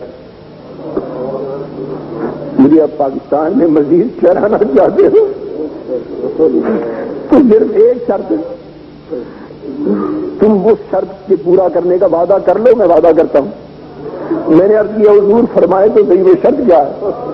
وہ شرط کیا ہے؟ جو کچھ ہو سکا ہم کریں گے۔ آپ فرماتے ہیں طاہر اگر چاہتے ہو کہ میں پاکستان میں رک جاؤں تو شرط صرف یہ ہے کہ میرے میزبان تم بن جاؤ۔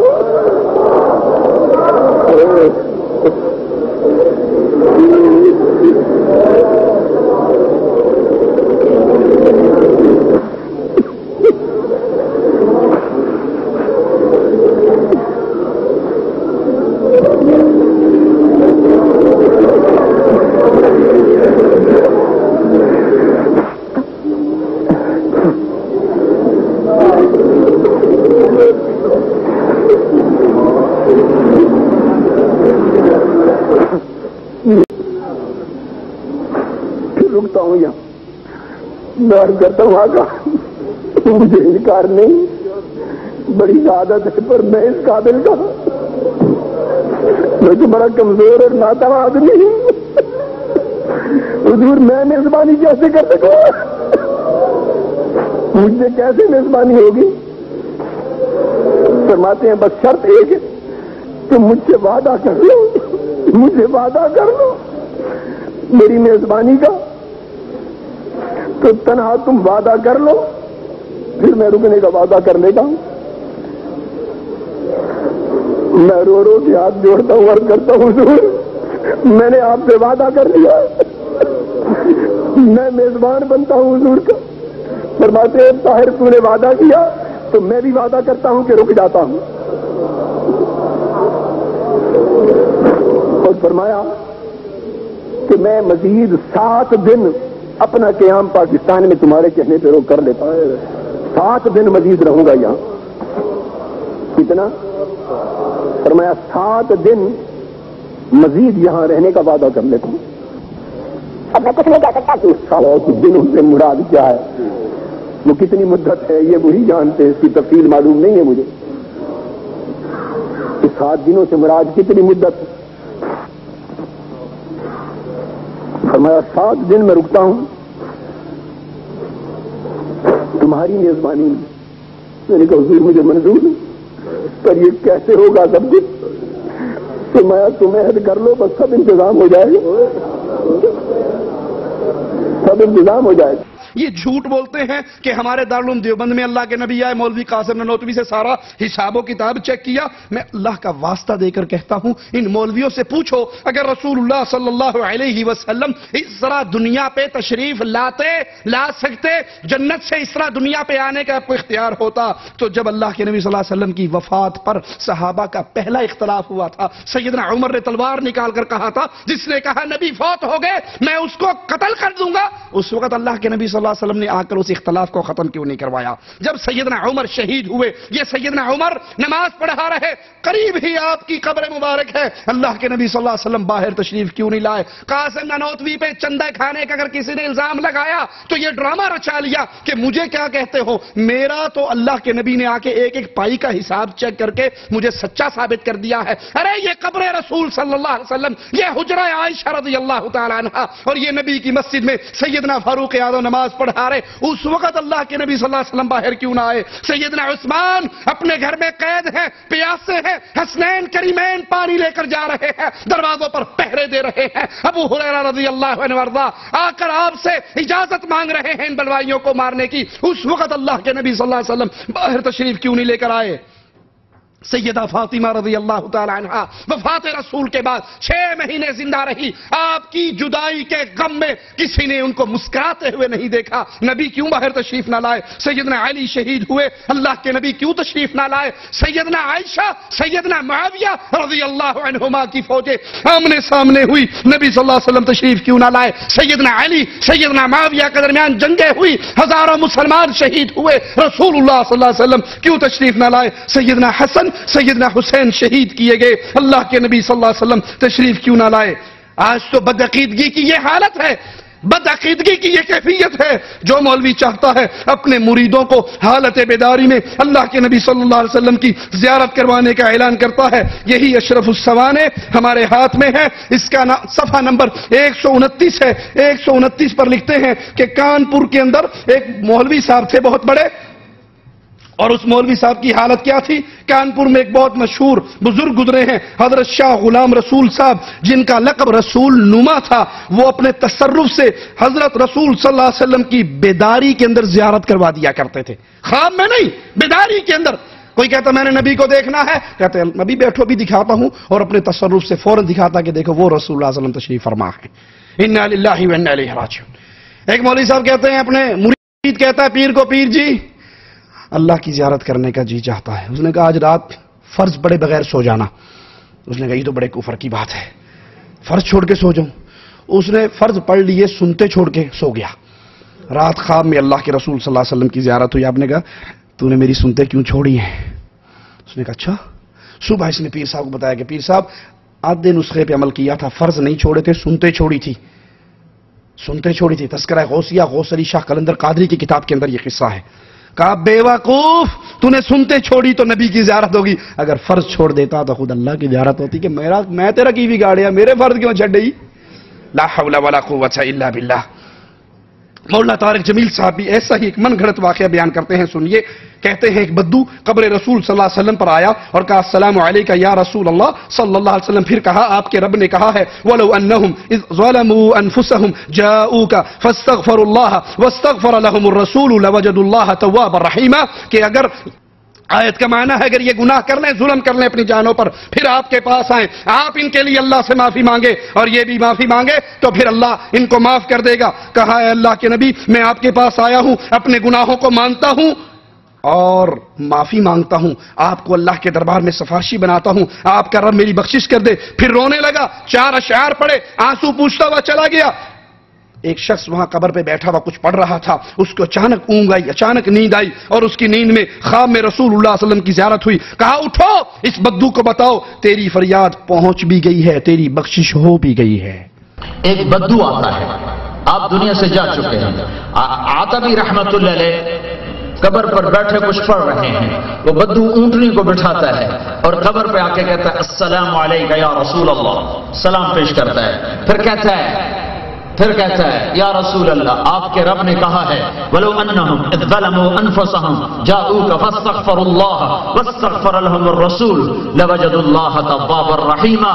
کہ اے میرے نبی یہ اپنے پر ظلم کر کے آئیں، گناہ کر کے آئیں اور پھر معافی مانگیں اور تو سفارش کرے اور یہ معافی مانگیں تو میں انہیں معاف کر دوں گا. یہ اس نے آیت پڑھی، پھر کہنے لگا میں جیتوں کا مستغفراً لذنوبی، میں آپ کے پاس آیا ہوں، اپنے گناہوں کو مانتا ہوں، معافی مانگتا ہوں. مستشفعاً بک الی ربی، میں آپ کو اللہ کے دربار میں سفارشی بناتا ہوں کہ آپ کا رب میری بخشش کر دے.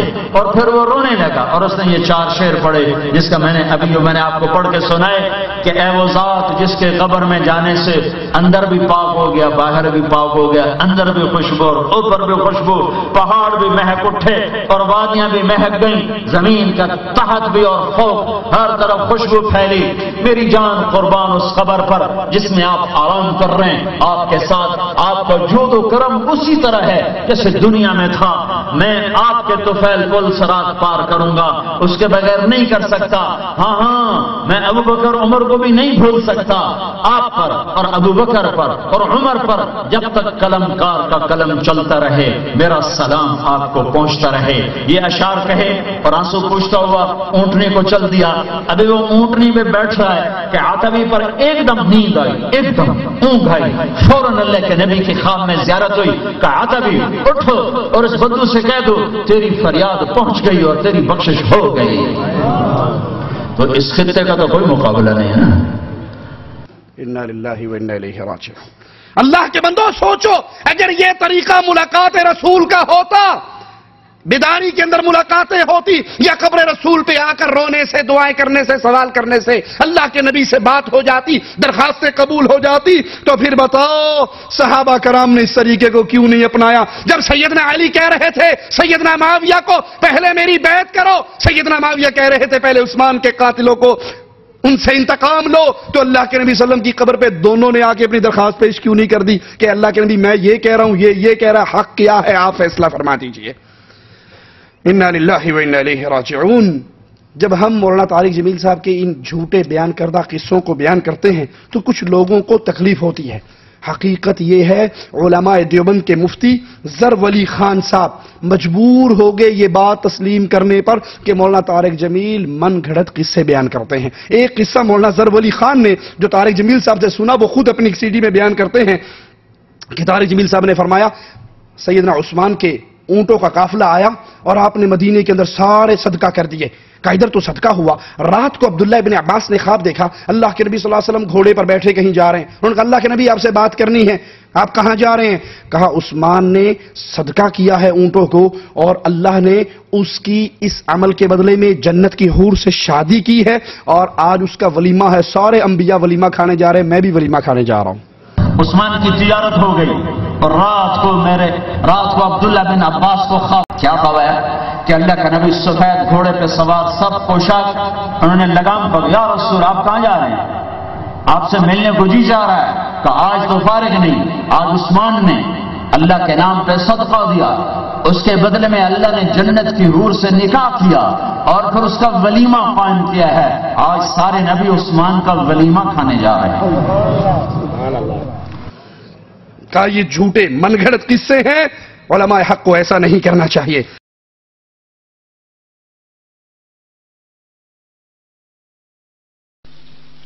ایک عالم نے مولانا طارق جمیل کے بارے میں کہا کہ وہ کذاب اور جھوٹا اور من گھڑت حدیثیں پیش کرتے ہیں، واقعتاً ایسا ہے۔ مولانا طارق جمیل صاحب کے بیان میں احتیاط نہیں ہے، ان سے سخت خطرہ ہے کہ وہ بعض روایتیں پتہ نہیں کہاں سے کون سی کمپنی سے لیتے ہیں۔